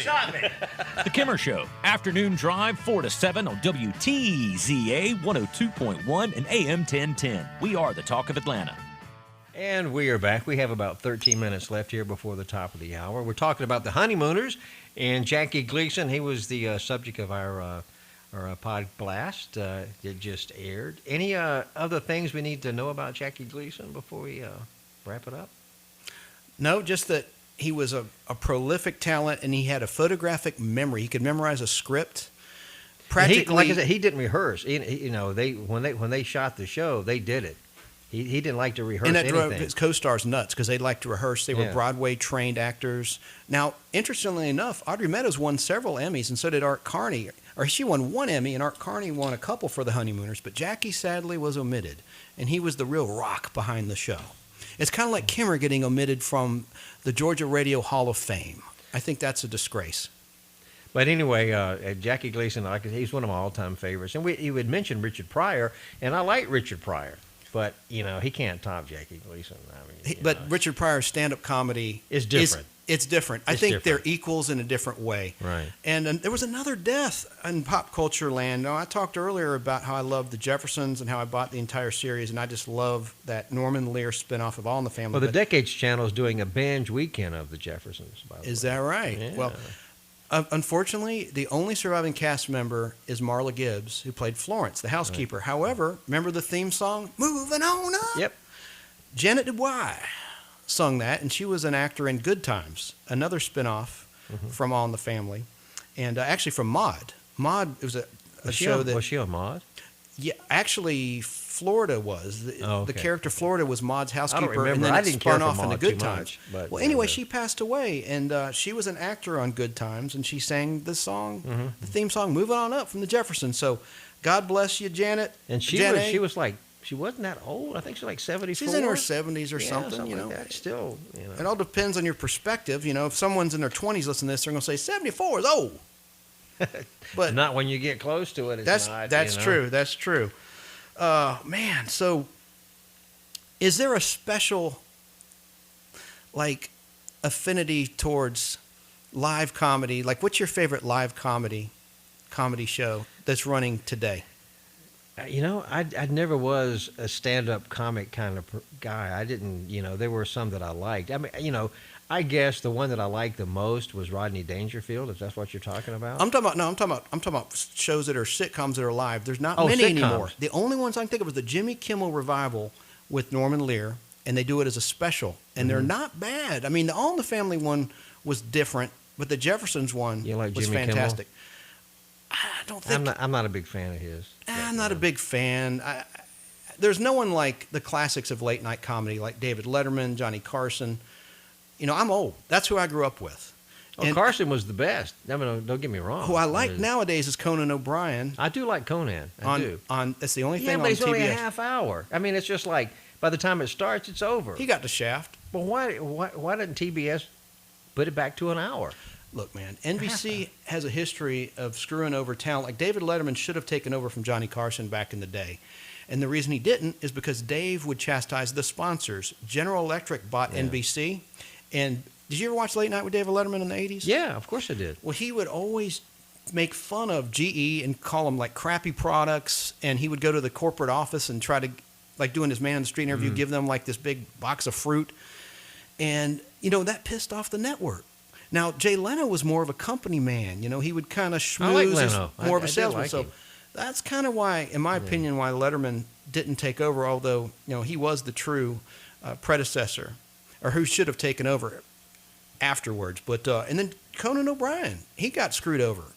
He should have taken over the Tonight Show from Jay Leno. Yeah, that's true. And he did for a while, right? And then I don't think it's hardly a year, was it? I mean, I don't remember, but I know he did it for a while, but then they took him off. Man.